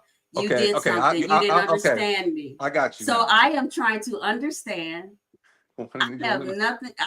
Okay. Listen, Yeah. nobody gave me these questions to pre-ask anybody Okay. on the Okay. I'll panel. tell you. Okay. I'll Yes. tell you what she did. All right. Yes. Thank you. Okay. First of all, she was always up in some other Negro face, right? Somewhere, Throw it right? out. See that? See So, that's out of so, pocket. That's out of pocket. so all of a sudden, next time I see her, oh, such and such was talking bad about you, and I'm like, what? Like, why is he talking bad about me when I know this dude and me and this dude is cool? Like, why would he talking bad about me? But me not knowing what I know now, or what I end up knowing, that this dude wasn't talking bad about me, right? So after I done heard like 3 or 4 times that this dude is talking bad about me, I keep brushing it off. And so she noticing I ain't getting no rise out of me because I'm just like, well, yeah, whatever, you know. Eventually it's like, oh, he said you ain't gonna do nothing if I was to tell you that type of stuff. So now this is like, so I had like a curfew, right? So it was like, this was like on a Friday night around midnight or something right there. I'm in the house.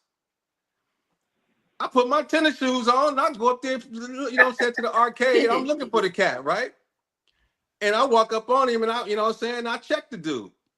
I do. I check him because I checked him when he said that Monty ain't gonna do nothing, sort of thing. So that's one incident.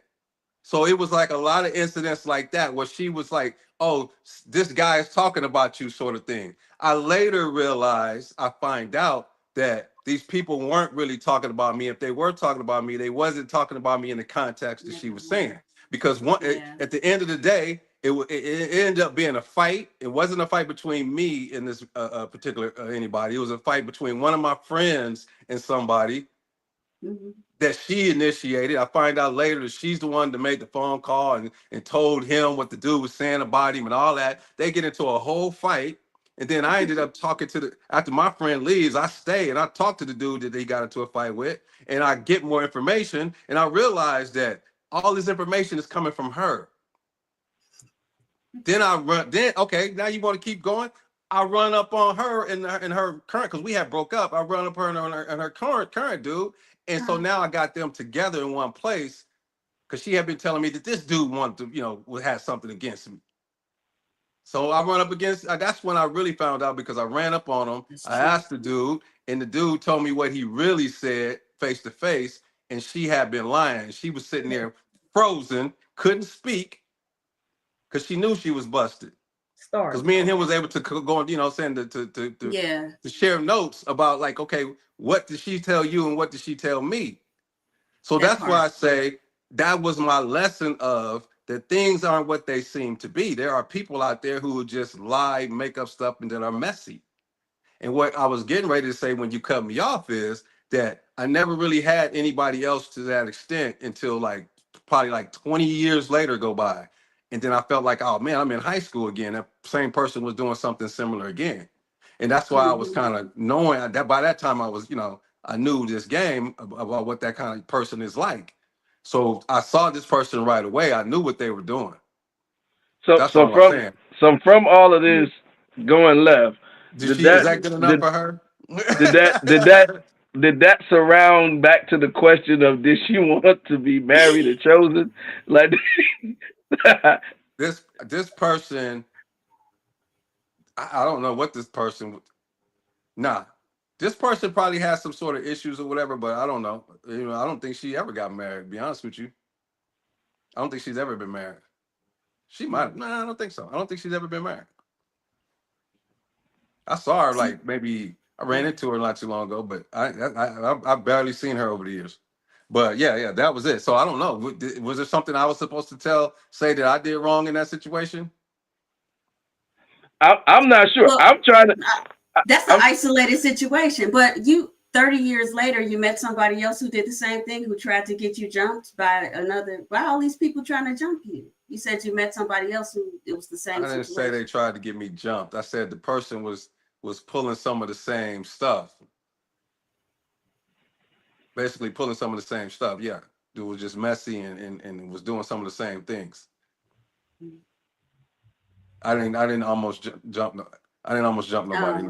No. I was concerned. So is the question surrounding around his choices of picking women that would want to be married or chosen?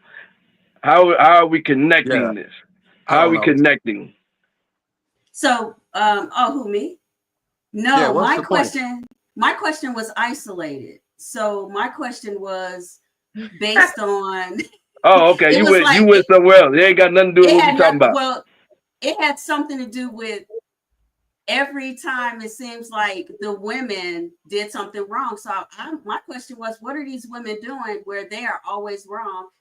But more importantly, are there any situations where you two, as the men on the panel, have done something to cause these women to act the way that they're acting? I don't think I've heard that where it said, you know what, my bad, I did this in my relationship. So we gonna take a moment to answer these questions that ain't got nothing to do with the question the women that we asked you.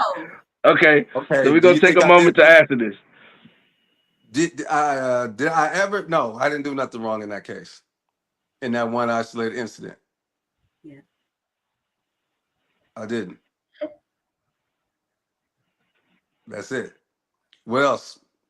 I think Patrick. So, are you trying to say? So I'm trying to understand the question. What's the question? What's the question? Can we go somewhere? If I ever made someone insecure and made them do something? No, it was a general question where I really wanted to just know, because we hear a lot on the panel that the women are causing these arguments and problems, and they were the reason that something went wrong. So my question when I speak on the. But I'm trying to understand the question. You're asking me a question, y'all know right? Exactly what I'm talking about. No. I'm about to ask. I'm about to answer your question directly. Okay. So ask me the question directly. What question? Okay. What's your question? So there are a lot of conversations that we have on the panel. And the great thing about this is we have an opportunity, because we have a microphone and a platform, to inform the people about things. Sometimes a lot of the conversations are a one-sided a bit. A lot of the stories. And they are a little one-sided. It's a little skewed towards I was perfect and the woman messed up. Okay, and you can tell I was perfect and the man messed up story. I'm not gonna come check you over it. I know. No, I'm trying to get to the question. You can ask me that question. I'm getting a lot of context. You can say, hey. I know, but I'm getting a lot of context. What's the question? I'm trying to get to the question. What's the question? The question is not for you, Patrick. The question is okay. Monty. You just said I want the man on the panel to ask. And he answered it. We going back. Okay. We going back to do you want to be back? Y'all playing games. No, I'm not playing no games. Ask me what. No, we going back. We going back to the question. Okay. Games. That's fine. I'm not playing no games either. Like. That's fine. Y'all know nobody's playing no games. I don't know. Don't put that. You went into another dissertation. The question the question. Okay, so I ask you really quickly. There are a lot of stories that we hear, and sometimes we tell stories that's based on our experiences, or maybe it's hypothetical.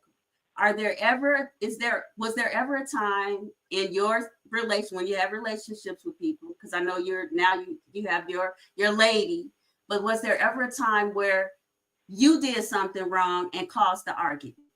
Who are you talking to? Patrick. Okay. So yeah, we go into a whole other part. Yes, of course. Yeah. When you're saying caused an argument, like what? Yeah. Not caused the argument. Okay, y'all know what I'm talking about. I'm just, yeah. I don't cause arguments. I don't know. I'm trying. I mean, there have been That's disagreements what and I'm stuff in talking about. So relationships, right? you But don't cause any argument. So No. there are disagreements and okay. stuff that happens. But I'm trying to understand, like, it's going into we're going yes, it does happen in Yeah. relationships, and I'm trying to understand your concept that you're saying that we be more one-sided when we were just getting on, like, the last two conversations, we were getting on the dudes for being soft, we was getting on the dudes for not being assertive, we was getting on the man, like, we me and Monty was just going in on the dudes. So Yeah, Taking money that yeah. your for comments We are being can go saying in that on chosen. that. we've been more one-sided No, on but getting on women. when it comes to the woman being wrong, sometimes it's like she's crazy. She's crazy and she's lying. But I'm like, well, We just said what the is it man that that the had women on the shirt, the captain, the shirt with the flowers that he threw down when the girl had the man for he was Valentine's. yeah. We said he was Okay. wrong. So you're throwing in too much and now you're diluting the whole thing. That's okay. I know this game. It's cool. So I'm not See, now I'm coming back to you with facts. You said we're always one sided, so I'm bringing up actual facts of us getting on dudes on this platform about what they're doing. I'm good. I'm trying to help the single women out there. I got a man. I'm What you good. try to? I'm good. So if you try to help them talk about are they being chosen or want to be married. It has something to do with that. It has Help them, something to do with that. help them I'm understand that trying. I'm trying to get them. I'm trying to get them married, y'all. I was trying to ask, Okay, can I answer what the is question? it? I Yeah, don't start arguments. I don't. I cannot think of a single time when I just started an argument ever in my entire life. Not that that's guy. what's up. That's what You I'm can ask talking about, anybody. right? Ask anybody that know me from kindergarten. I know people. I can give you their email address or whatever. You can email them and ask them. Monty ain't never started an argument. Okay, there. I don't start arguments. Do you want to be married or chosen? What is, Right. how do we? So My how are bad. you I didn't mean helping? to go off the script. No, My I'm saying bad. how are you helping? So what is it that you want to guide women into doing, into helping them determine if they're wanting to be married or chosen? I always want to guide women into being happy, and it's in finding a healthy relationship with a healthy, secure man. All I did was ask, what is it that may have gone wrong on your end? I'm not We got accusing you, T. anybody. I just We need got to you. know. We Okay, got but you. if You We know, got you. if But you you don't just bring said you up a got a man. specific, What's they said? You said you got a man. So I don't know. OG I Body got said a that you. man. What you man if gonna you don't do for bring up me? I got anything a man. specific, if you don't bring up anything specific, Yeah, it's kind of. how we gonna bring up like, oh, we did something that led to something wrong. I like when I tell my story about me and my ex-wife, I will if I tell you from the time that we met to the time that it was over, in that story I talk about everything that I felt like I did wrong. I do, you know what I mean? I do talk about that. You know what I mean? I tell you every wrong move that I made. It's all mixed in there. And a lot of times I notice that women who are always asking me that question don't even listen. Really, it's like they don't even hear the parts when I said all the stuff I did wrong. Well, You know, go ahead.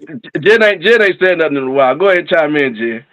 I'm just trying to figure out, like she said, I feel like what she's really trying to say is she want y'all to take the initiative on what y'all have done wrong. Basically, Accountability. yeah, take the Accountability. accountability, basically, okay, because I guess she So she feel done like hijacked the conversation okay. on So every time we that. you all right, then so said, every time you speak and you So you. talking about something, I'm gonna be able to cut you off and say, yeah, you ain't taking no accountability right there. I don't. How do I know if you are or not? Are You you just talking to me? assuming that Is I'm that a not taking question? any I accountability. don't know who has jumped back on. I'm just like, I don't know what happened. What just happened? You talking to me or Jen? Me? I don't even know. Yes, Now, you. Nietzsche I'm said, saying. listening to Monty's story, that was all on her. She was messy and dangerous. She was begging for male attention at the cost of Monty's safety. Right. Everybody know I'm not running around there just running up on dudes for no reason. I told you the dude. I waited till like about the fifth comment before I went and checked him. Yeah. What does that tell you right there? Yeah. Now the It context, wasn't. It wasn't personal. It wasn't personal against you, Monty. I was just asking the question because I I know, but really, at that point, I wanted to know. we've been 20 minutes in on this, and we ain't said nothing about the context of what this lady said Yeah, in the no. video. I think we should just Okay, cut. I think we should we just go. stop. Everybody take a breath and Drink move some on to the water. next topic. we go. Yeah, We I gonna go think to the the next people topic learned a lot. and actually talk about the topic at hand. We promise. Yeah, we go. Bring the questions to that. So We go let's edit all now that out.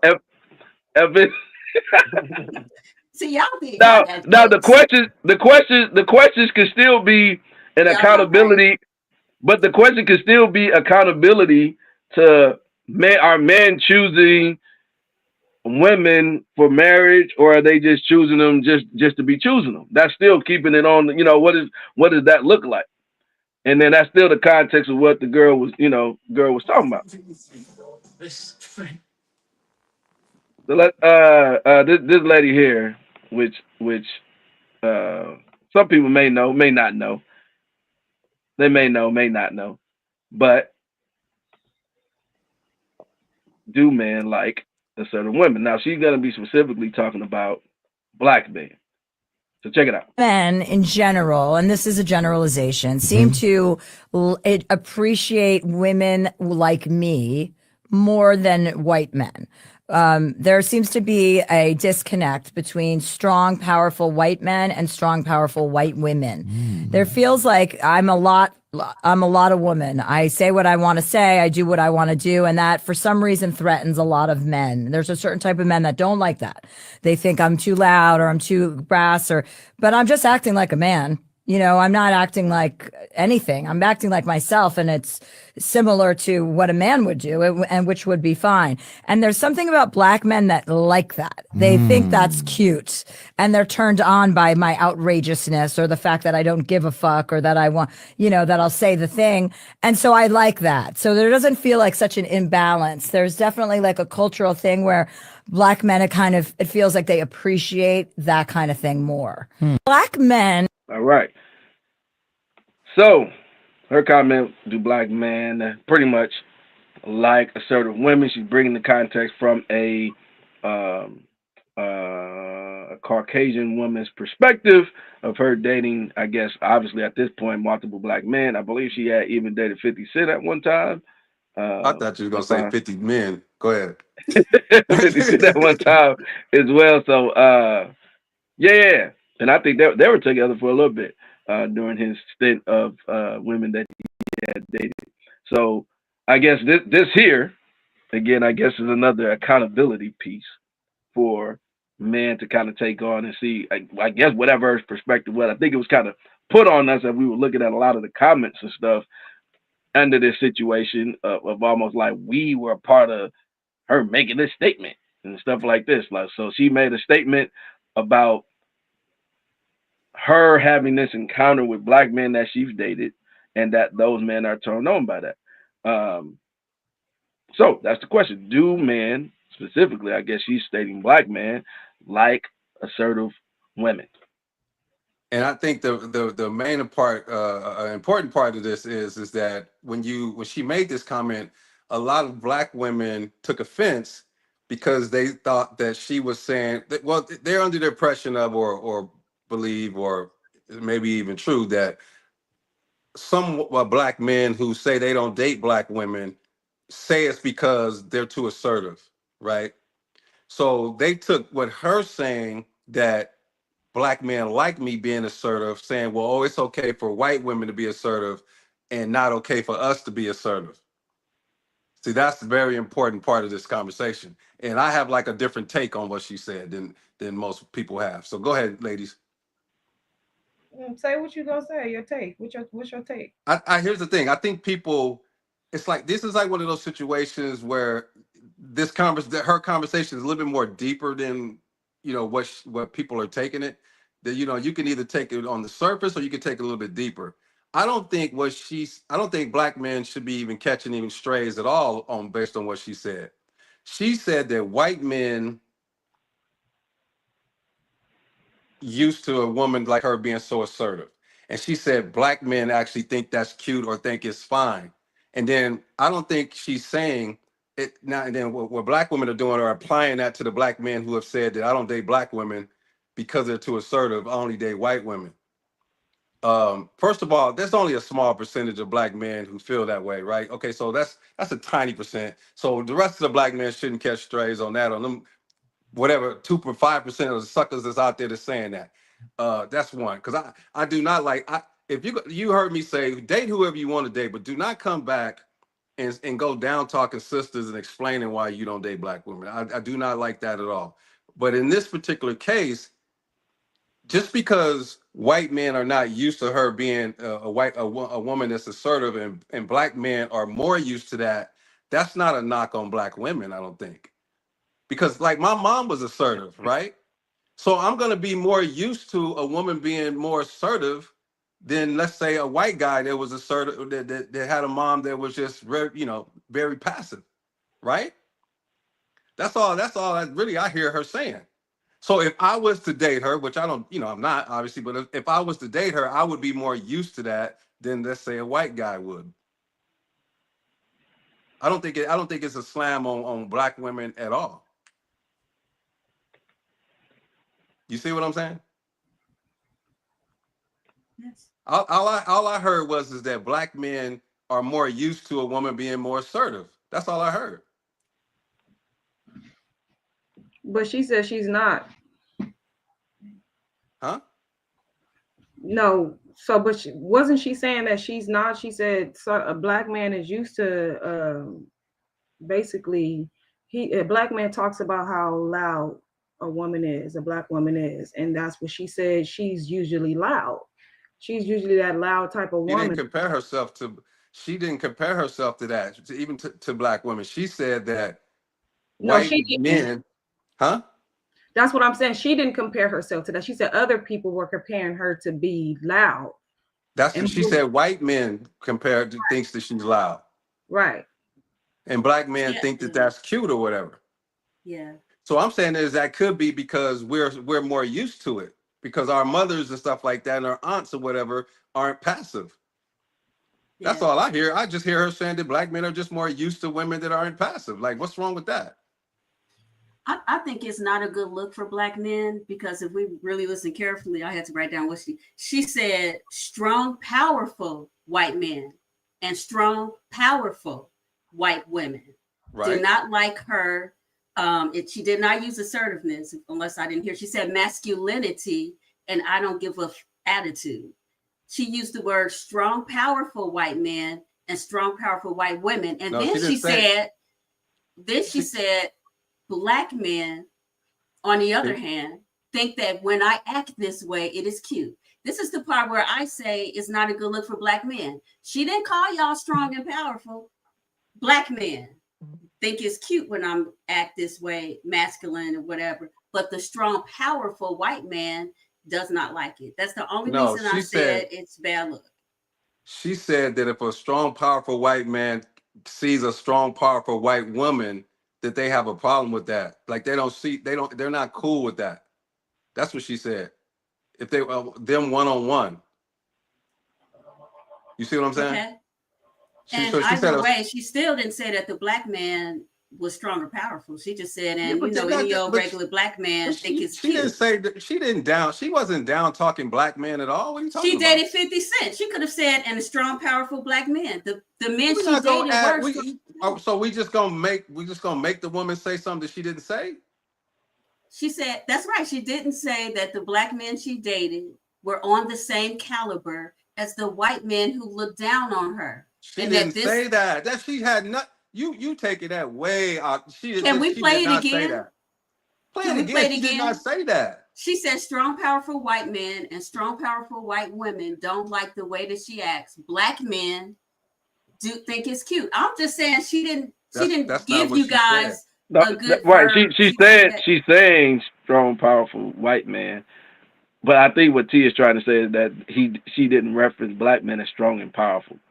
And she dated strong and powerful black men. Okay, so I'm She not gonna dated put. 50. She That But dated just fifty. made yeah, it. I She can't didn't put it say all in that. context because if she's saying if we know that she dated strong and powerful black men, then she's putting them in that caliber too. She's saying black men. Maybe she's saying all black men, whether they're strong and She just powerful, said all black men don't or a care. guy, a regular smuggler guy that she didn't dated that wasn't strong and powerful. So she's But saying why? no matter. I'm saying that as a black woman who loves black men. Why not say that That's a out loud? stretch. That's a stretch. But that is a That's bit of such a a stretch because stretch. You can't say I that. can Breaking it point some of those down. things out too, like because it's Yeah. not you can say that she's saying black men is everybody encompassed, whether they were powerful or a regular guy. She because her saying the powerful white man, she's saying that I could probably date a regular white guy and he's okay with it then. She was making excuses for her, but that's good. That's cool. Ah, what? Okay, Oh no, ain't okay. nobody making no excuse for it now. Ain't nobody, That's ain't cool. I nobody. knew Let you a was black gonna say woman that. say Now something I knew you was against a there gonna. is I black knew you. man. I knew that was Y'all going coming. now off. now there is something that's important. I mean, I guess because she's dating black men, right? She's saying that she's feel and I guess she found some type of compatibility that's there. And I think sometimes let's understand terms and words because sometimes the word assertive can be misconstrued with the word aggressive. And those are two different type of alignments when we're talking about a cultural difference. There's a major cultural difference. So understanding words and context, the word assertive is different than the word aggressive. Yeah. So if you're assertive, more on a the context of being uh, showing confidence, being a little bit forceful in that way, in a confident manner. Being aggressive is a little bit more from a wanting to be confrontational. So that the understanding on okay, am I as a person, if we're saying a black woman or a black man, am I being assertive or am I being aggressive? And so not mixing the two. So when you identify yourself, well, black men don't like an assertive black woman. Well, which one are you? Are you assertive or are you aggressive? Put yourself in the right category. Because I don't think that black men don't like assertive women. They don't like aggressive women. And so making sure that we're putting those in the right context as well when having that type of conversation. What does that look like for you? Or I mean, I guess I'll ask the ladies. Do you think that understanding is there for black women? The difference between aggressive and assertive. I'll let Jen start. What happened? Do I Never think mind. what is there? No, I hear you, but I need you to repeat the last part. You said, do we think what is there for a woman to be what? Assertive, aggressive? Is there an understanding between the two? No, it's not an understanding between the two because a lot of people take that as, like you said, being aggressive. And I think a lot of black men and women would think that would call a white woman what they call a doormat, someone that just lay down and can take, all the, the things versus a woman to where we are the one that's assertive and we don't allow us to be walked over and, talked to in any kind of way. So basically it's the other way around. Like she said, we're not used to certain white women as being assertive. We're used to a white woman, you know, just being that type of yes, what they call a yes woman, a woman that yes to everything.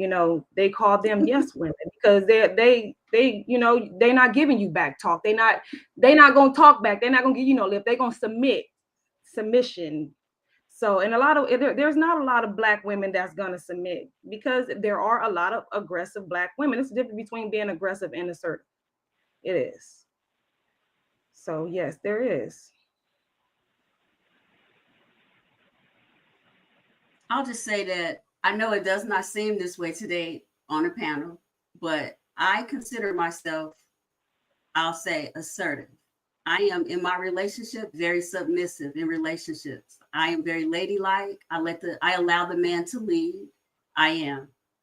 I also can take up for myself, and I also I like to be able to communicate my point and be heard. I like to feel secure in that way, that my partner or the panel that I'm on understands that I am not trying to be in an aggressive. I'm just trying to get my point across, because what men don't understand is there are a lot of hoops that women have to jump through all day, every day. And we have a lot of compartments that's open. You guys got to understand, you guys have like 6 to 8 compartments. We have a lot going on. So even when we're having this, you're aggressive to the panel. I know. I'm apologizing, OG Bobby Johnson. I am saying that tonight, it may have appeared that way, but people who actually know me do not know me as an aggressive person, I don't think. I am a person who will say what I mean and mean what I say, but I am so loving. I give probably too many chances. So what I'm saying is, Black women are that way. We don't mean to be, and I'll say we don't mean to be that way. We just want to be heard. We want to be cared for. We want to be loved. To hear her say that a Black man thinks that behavior on her is cute makes us kind of pause, because even OG just said, T, you was aggressive on this panel. He didn't say, T, I think that you actually were being cute when you questioned them, right? No, I was being aggressive. She is aggressive. She has a comedy show right now on Netflix.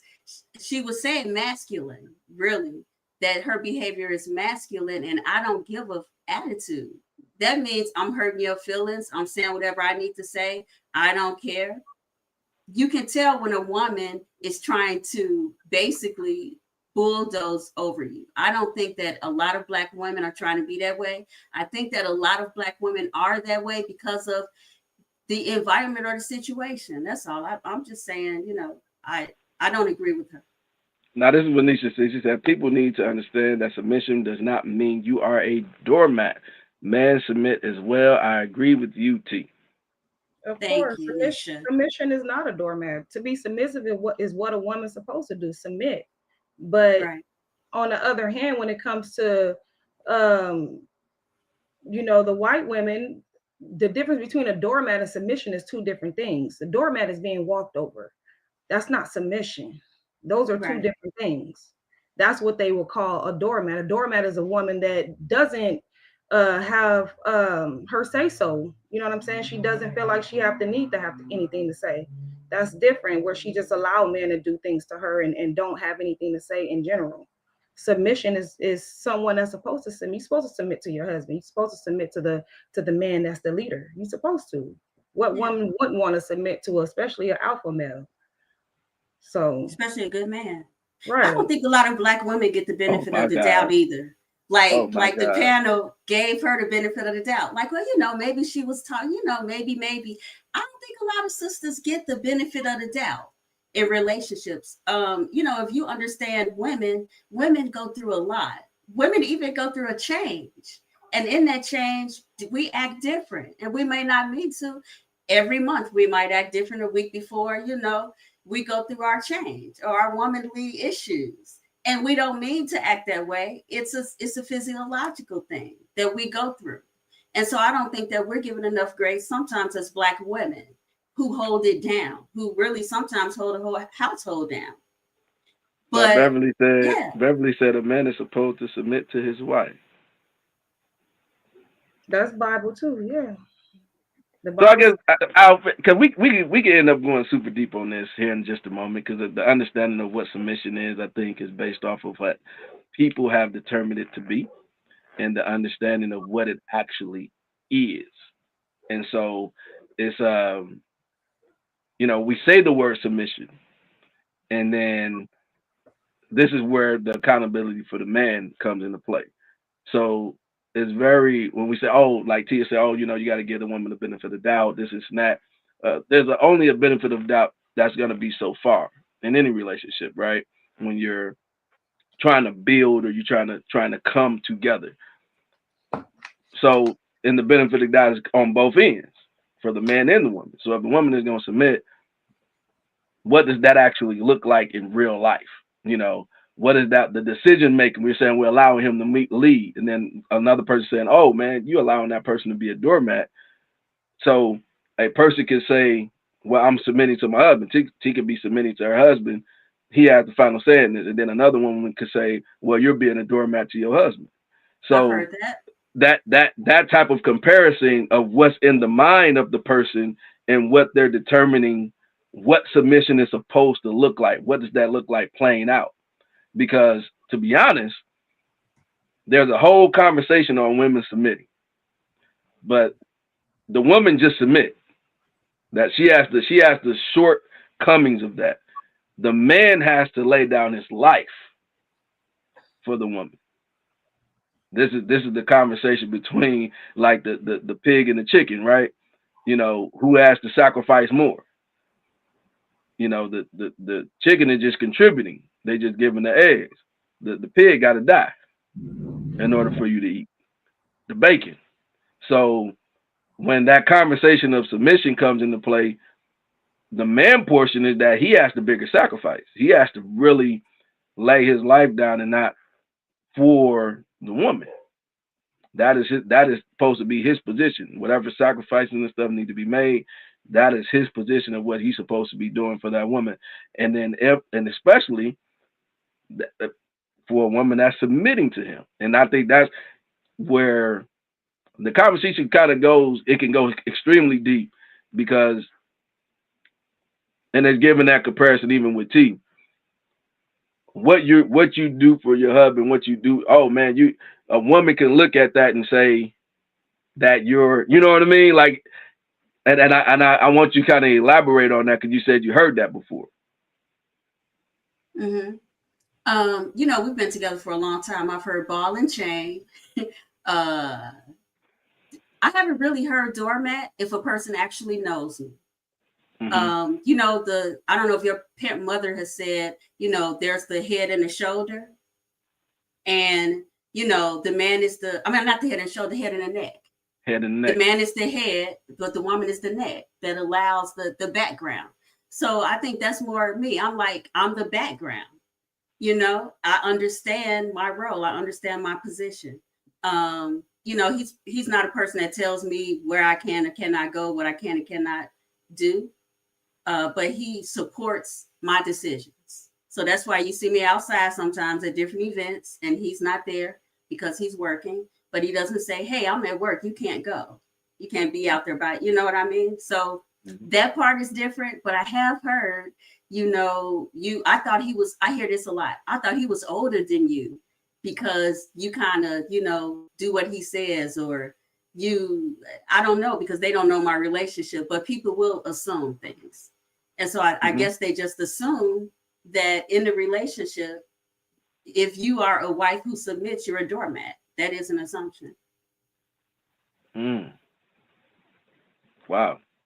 Now, Shanita said something as well. She said, assertive woman holding her ground to keep her boundaries, and an aggressive woman is someone that is overstepping their boundaries. That's And it depends on who sets the boundaries. See, there we go. Yeah. There we go. What does that even look like? Right. Like, did I overstep my boundaries by asking you guys that question earlier? And where are the boundaries? You know what I mean? No, I don't think you was out of bounds with the question. I was trying to tie it in. Cause I guess you came in. I think you was really you had that on your heart and your spirit. No, I just wanted to know for the people, and I did. I said this has nothing to do with it. I just really want to know what these women are doing. Let me give it. I'm gonna go back to what the woman said and give an example. Okay, there's we all know, we've all met men like this. Okay, there's black men, right, who for whatever reason their personalities are not like the normal black male, right? They are a little bit of maybe I want to say maybe nerdier. They're just into different things, right? And these particular guys black women don't want to have nothing to do with them, right? There's some black men that black women don't have nothing to do with because they think they're too nerdy, they too square, they're too whatever, right? If that guy came on did an interview and said, "Look, I'm just kind of just really square and really nerdy, and on the white culture, I'm closer to them, so white women see me as, what I'm saying, as a good catch, where I can't even get a black woman to date me because I'm just too nerdy for them, right?"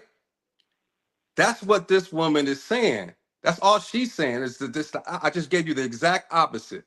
Okay. The guy that's the nerdy black dude, the black women don't want to have nothing to do with. He's saying that I relate. White women see me and they're fine with me because I align a little bit more with their culture. I'm a little, what I'm saying, I'm not as aggressive or whatever. I'm not as thuggy and I'm nerdy or whatever, and that aligns with their culture. That's what all this woman is saying, but just the opposite way. She's saying that she doesn't align well with the white culture. She aligns more well with the black culture. That's all she said. She Saying y'all aligns took it well with the to things in the black culture that the black man does not like from the black woman. Is what no, she said. no, that's not true though. You all just said that you don't like aggressive and masculine. Aggressive and masculine sort of go hand in hand. I started off by saying that my mother was assertive and aggressive, and that's what and that's what I seek women as. You know what I'm saying? That's the type of woman that I'm used to, and I have no problem with. I started off by saying that. So whatever everybody else, man, whatever, I don't know. I'm talking about me. That's what I'm used to. I'm used to black women acting like black women. I'm not used to just being subservient. Oh, I'm not used to that. Yeah. So I would be more used to that someone like that if they were that way. And I think most black men are. Most black men are more used to that than an average white person. But you said I was making excuses for her because I understand what she was really trying to say. Because I can make up what she's trying to say and do whatever, but I think that's what she really was trying to say. Yeah. Same thing, like the example I gave you, if a square black dude said that hey, sisters don't like me, you know what I mean? And then we all know people like that. Yeah, it's definitely is a whole lot of that people that just don't. There's no the attraction or whatever the case may be isn't there for people that look like that. It's not. Yeah. It has nothing to do with. It's just a taste of what a person may like, and the difference between being aggressive and assertive is really breaking that part down. Because the aggressive part, yes, like even when myself used to dating and then with black women, understanding the aggressiveness part, but learning the healthiness of toning that down, of understanding that the masses, because the guys that's going to be available that's out there aren't the guys that's used to that and used to dating. They are going to be the guys that haven't dated, the guys that haven't been, with that have the multiple taste of women. So their take when they, and you will see this, man. You can watch all these different shows and stuff, but if you see some of the thing where it is the nerdy guy type situation, he's ended up, man, I didn't try to date a couple of them. He was able to pull a couple and he had bad experiences because he wasn't used to the aggressive part. And so now you got these black men that's like, well, I'm only going to be able to date these white women because they're not coming from any type of space like that. Like how Monty was saying, they're closer to them in type than they are our women. But then we'll go and look, oh man, look at that black dude with that white woman, And so there got to be some type of balance, like T was saying, of trying to have some understanding to where you can have some type of understanding, and then there's a meeting of the middle, right? Like the woman going into knowing, oh man, like he's a little bit softer, he's a little bit nerdier. There's something I'm gonna have to, kind of move around, and then he got to be like, hey man, she's willing, she understands, she's identified that she's a little aggressive, and now she's trying to pull that back, and there's some type of meet in the middle somewhere. You know what I Because tell my I don't sisters? think most black women are nowhere near to the point of being over the top aggressive to where it's unattractive either. You know what I mean? Right. There's only a few That of that them where that you that's to you, Monty, because you coming from a different lens of having an assertive mother. So no. Did you hear what I said? what I you don't think say? you heard what I said. I said No, to what the you say? point. I said to the point of I wouldn't date them is what I'm saying. No, but I'm giving it to the comparison of the guy, not you specifically, but that we're talking about the mass amount of guys that are single that aren't able to date, and women are trying to find those guys, right? They gotta put on a lens like it's not a mere you. They gotta put No, on a I'm saying lens. yeah. I'm talking about just the average black woman. That's all. I'm not. I didn't say nothing about the guy who would date them. I'm just saying that that I don't think the average black woman is that. I think a lot of this is what I'm trying to say. I think a lot of black women hear these words and they think that they're talking about them. When they hear black men say that you're too aggressive and you're too assertive and da da da da. I'm saying there's two. I think more black women hear that and think they're talking about them than they should be. Because most of y'all aren't. That's what I'm saying. Is most of y'all aren't that bad. It's just a few small percentage that are just like, damn, you just so, saying so aggressive that I can't do nothing with that. That's Thank you, all. Monty. Thank you. Yeah. I'm We giving black women appreciate a it. compliment. You cut me off. Oh, okay. Yeah, Oh yeah. no, No, finish. No, I finish. definitely. I was saying I thank you. mean, like Thank you out for of all the. the women you've met, like how many of them are just so bad to where you just like, oh damn, like okay, that's just too much. Like most of them aren't. Yeah, most of them, Yeah. the average ones aren't. Yeah, But also, this is the crazy part right here. It depends on the pool that's available to them too. You know what I mean? Like those women that aren't as aggressive will get multiple stabs, right? We'll get multiple options of that. The other guys may not have that many as many options to where their pool gets smaller. So yeah, that within that pool, now they've gotten one or two stabs, and they end up getting one of the, you know. yeah. But if So if I was a black woman, I don't think I'm saying is most of the black women who hear that comment, all of them get mad. Most of y'all should just be listening to that and be like, y'all ain't even talking about me. You ain't That's what I'm talking to saying. me. You're That's not true. even talking about Mhm. me. So why are you Yeah. so upset about, what I mean? That's you don't even fall anywhere close to that to the level of what, what I'm saying. But y'all all taking on that as if every time you hear that, they talking about me. And it's like you're not even close to the person that they're talking about. That's all I'm saying. You're not even close to being that aggressive to where you even have that issue.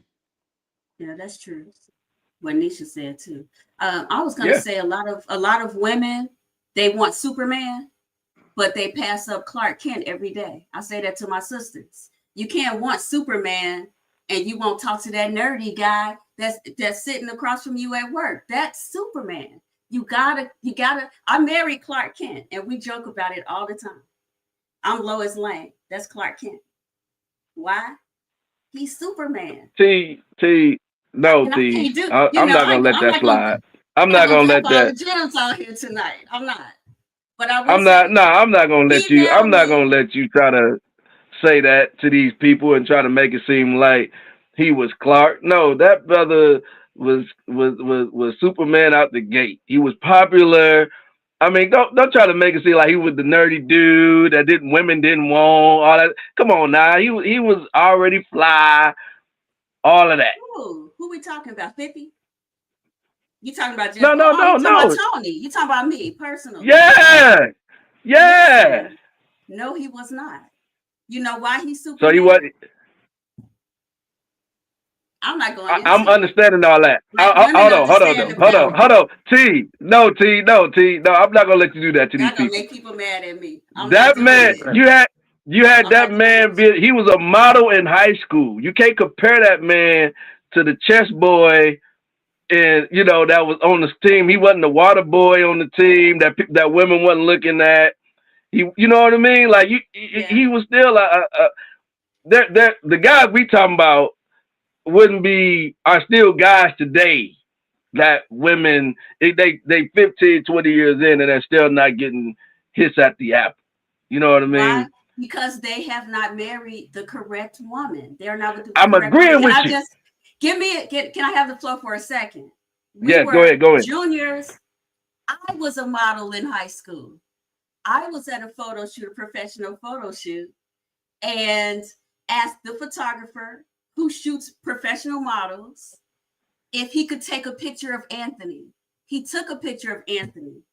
Guess who submitted him for that project and was like his manager as a junior in high school?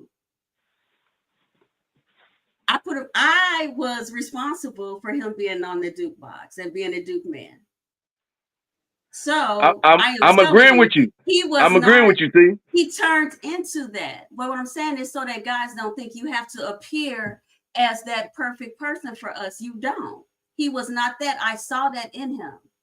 I saw that potential. I saw that in him. I look at people from who they can be. I don't look at who they are. If you tell me who you are, I want you to tell me who you are, because I am going to help you. And I want you to be able to listen to who I am so you can help me. What I'm saying is he wasn't that. We should have put it out there that he already was all that. Yes, he was on No, the no. track team. He is Let me handsome. clear up what I'm trying to say. Did you Yeah. give him a facelift? Is that number one, No, he he had already had the the genes. he had Did you the give him a facelift? ability, he had the ability to be on front of something, right? Yeah. Like you don't Yeah. that you can't make that up, right? You can't you That's you true. gotta have the face and the look in order to be able to have the opportunity.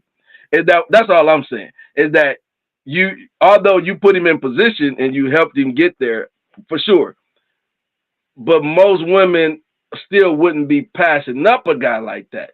You know what I mean? That look the way that he looks and stuff like that. We're talking about the guy that they passing over every day that they ain't even gonna look at. They ain't gonna turn around like he looks like a model. Like, you know, both of y'all look good. You know, y'all look a great looking couple. Like, you gonna turn heads, you gonna turn. Both of y'all be turning heads when y'all walking down the street, right? Your friends ain't passing up the dudes that look like him. They passing up, they passing up the guy that's a regular guy sitting at a desk. You know, they walking past him. They ain't turning your friends' heads. Those But guys ain't turning your friends' heads. that's what I They tell not. my sisters. Those are the guys that you should actually talk. Those guys are amazing people. They're gonna treat you good. You know, you clean them up if you need to, but sometimes they just need to grow into themselves, who they are. You know what I'm saying? Mm-hmm. I don't know. I can go real deep with this. You just got to give people a chance. You know, sometimes it's not your type, and it's something about that person that's charismatic, and they can turn into your type. Did you give him a facelift? That's what Monty asked. Beverly crazy. She was commenting what Monty had said, laughing at what Monty had said. Yeah. But I think the advice is definitely great in giving women that opportunity of understanding, because it's a real breakdown of that. Because you're passing up the everyday, you can be passing up the everyday guy that could be, but he's just not the look that you're going for, and he's probably a little quirky or corny, right? Like he might like, Dragon Ball Z and some Pokemon. like some Pokemon stuff. Like he might like little quirky I stuff like like those that. things. Yeah. So, we having women to be able to, be flexible and engage in different type of stuff where, those type of guys could, you can tap into a few things that's a little bit different, but it'll be hard because now you're going to be turned off. That be the crux of a lot of it, the turn off part, because now he's involved. Oh, he's into little kid stuff. Now you're going into, stuff that could be small. Now you've blown it up and made it crazy big, Yeah. But I don't know. That's just me. That That's could good be points. something, or could be nothing. We lost Jen. Yeah, her phone probably died like my tears. All right. Jen probably hung up. Jen, she's done. She's sick of it. Another Now, thing is, a lot Beverly, of you can go ahead and read what Beverly said. the garden. supposed to be the bread. The man and the woman should come together as one. After the submission is easy, the curse from the garden. The man's supposed to be the breadwinner. Come on now, I agree with that. let's go. Let's go. Then I Shanita think, said, yeah. "Oh, go ahead. I'll let you go." No, it will definitely depend on a person's culture and how you perceive what a person is trying to convey. Yep. I was just going to say real quick to take the man's point of view that I also want to put out there to women. And this is why I gave the example of what I did for him in high school, because I need to put it out there that you can't want the big dog and you not at least be trying to be in your own right a compliment to him and a helpmate and a big dog yourself. So you can't want a man who's, let's say, Patrick Monty's level come in like, oh, I need this man to marry me. I need this man to do this. And you're not doing anything to show them that you basically compliment them. Well, she says, I am beyond the surface of a man.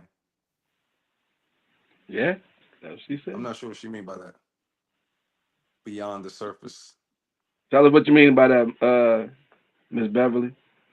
Sadie said, "Let God lead you, and it will be harder to go wrong." They preach Yep. it in the comments. Let That's true. Marvin Come on Sapp now. lead you. No, she said God, not Marvin Oh, Sapp. oh, God, I didn't read it. The glasses is little, it's tiny on my screen. No, it Let wasn't. him lead you. Let him lead you. You won't go wrong. Listen. Leave Marvin Sapp. I mean, Don't leave. if we gonna go there, now, if we go there, you're supposed to be preparing, and then he's supposed to come find you, right? Like you're supposed to be prepared, because if we gonna go deep, Let's do if it. we're gonna go deep, he said, uh, when a man finds a wife, because a lot of times, even what T was talking about, you do all these things for a man and all this and stuff, but he's supposed to be finding you as a wife, right? He's supposed to be finding you as doing and being a person that could be his wife. And so though, and then in the same thing, he should be someone that you would view as a husband. When y'all find each other, that should be the mindset and the goal. That should be the mindset and the goal. When he see you, you see her. That person is moving like a husband. That person is moving like a wife. Uh, and then now you're moving together, going down the road into that. And, it's trying to figure stuff out. I think that to figure it out should be when you're young. Okay, you should be figuring stuff out when you're young, going to from high school, college area. You figure those things out. By the time you hit 30, man, you should be in that mode. It should be go time. A lot Should of be go people time, not my nigga. though. A lot of people still trying to figure it out. That's true. Not saying just his looks is what I take from it. Right. They are important a little bit, but right. Yeah. You have to look at the person's heart, Alton said Marvin Sapp is gonna break her pocket and say, "Never would have made it without you."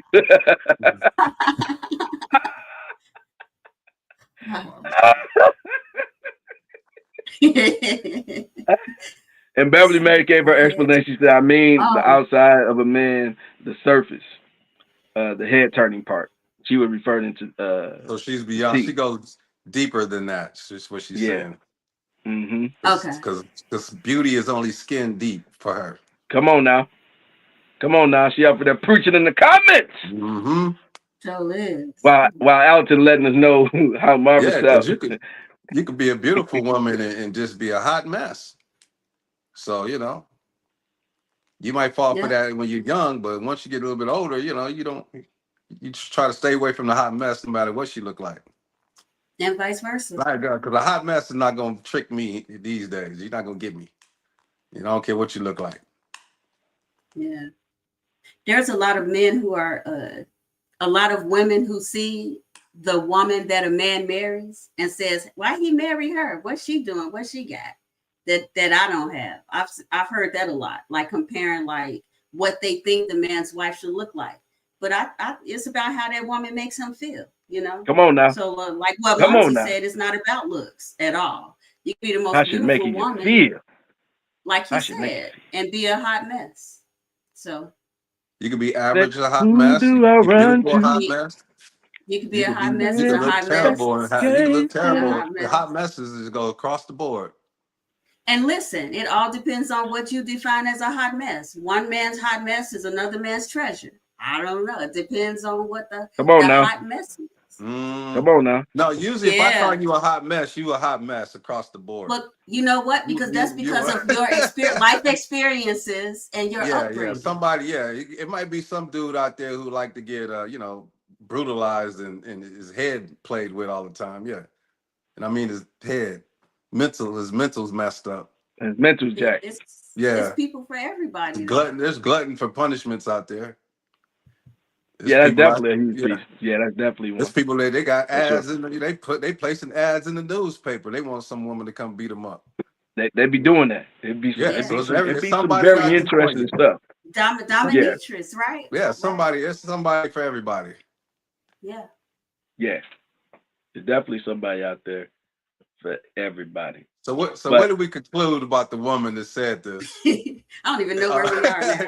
Y'all still think that she's talking bad about black men because she didn't mention powerful black men in her words, and then she just and that's why bad mouthing black people.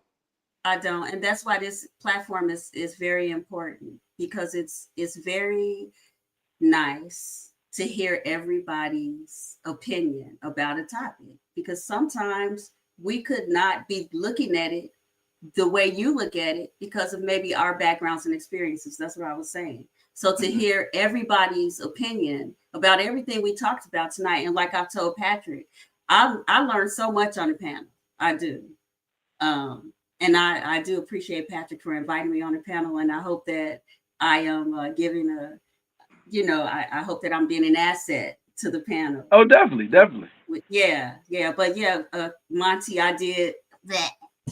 I do. I changed what I said. It was not personal attack on black men, and it had nothing to do with black women. You ain't gotta come on here and explain it and apologize and stuff. This is a conversation. This is a barbershop, salon, family kickback conversation. We had talk stuff, and we let stuff on out. That's the whole point. We just gonna let it on out. No, I'm showing how women take accountability, because I think we've been accused of not taking accountability. That's been a hot topic. Nah, but you coming on here saying that you gonna let it loose anyway. So you can't. That's a backhanded apology. It's entertainment, because it's entertainment. If you actually know me, you'll be like, wait a minute, is that the same person on the show? That's it's entertainment, right? You actually know me. You know both sides, and that's why you may have thought I'll be good for the show. Mm-hmm. When we're out with the kids, I'm not like, hey, y'all gotta. No, it's my way, the highway. No, I just have a strong opinion. I have strong opinions. So yeah, back to experience and knowledge. Whose lip is twisted. And I took accountability. See, you can never please the man. Yes, okay. Now, Nisha, everyone's perspective is valid. And then Alta said, on a serious note, though, as two individuals uniting, you have to want to pour into one another to become better as a couple as well as an individual. Yeah. Brother Alton, drop us some heat. I like the end of this conversation. I agree with Alton. Alton dropping some heat at the end. You just gotta find it though. Soon you just gotta find it. Yeah. Bati said it's out there somewhere. Yeah. You gotta look under a rock next time. No. She might be hiding from you. She might be. Look at he looking around. She's somewhere in there. Yeah. She might be You're not in the fireplace, right? She might be in the back room. She might be in the back room waiting for me to get off this show too. She is. On that note, We appreciate y'all tuning in, man, for another great episode. Samantha can get to whatever he needs to get Get to to. the back room. Get to the boom No, boom that was just a room. hypothetical. Nobody in my back room. Get to I'm the just boom joking. boom room. I'm just joking. I got somebody in my back room. I got somebody in my back room. So let's hurry this thing up. Yeah, hurry up. All right, tell people how they can get on you. T Franklin, you can contact me at t.franklin@yahoo.com. It's been a pleasure. And I am Monty C. Wilson. You can find me on Monty C. Wilson on Instagram and Facebook. Man, we appreciate y'all tuning in for another great episode, man. Listen, make sure y'all go like, share, subscribe. Make sure y'all continue to hit up these comments. Of course, you do have the opportunity to win some and bingo tickets for all of you that have been commenting. We will be doing the Game Changer giveaway for some of those R&B bingo tickets that are going to be going down. So y'all will be able to get 2 free tickets for tuning in, commenting, and sharing. Go and check out the Game Changers show on Facebook, Instagram, and on YouTube. Make sure you go subscribe to that YouTube channel. Of course, follow me, Patrick Jackson Jr. and PJ, the Game Changers, the Game Changer in the house. We appreciate y'all tuning in to another show. Yeah, whole lot that's going to be going down. We out.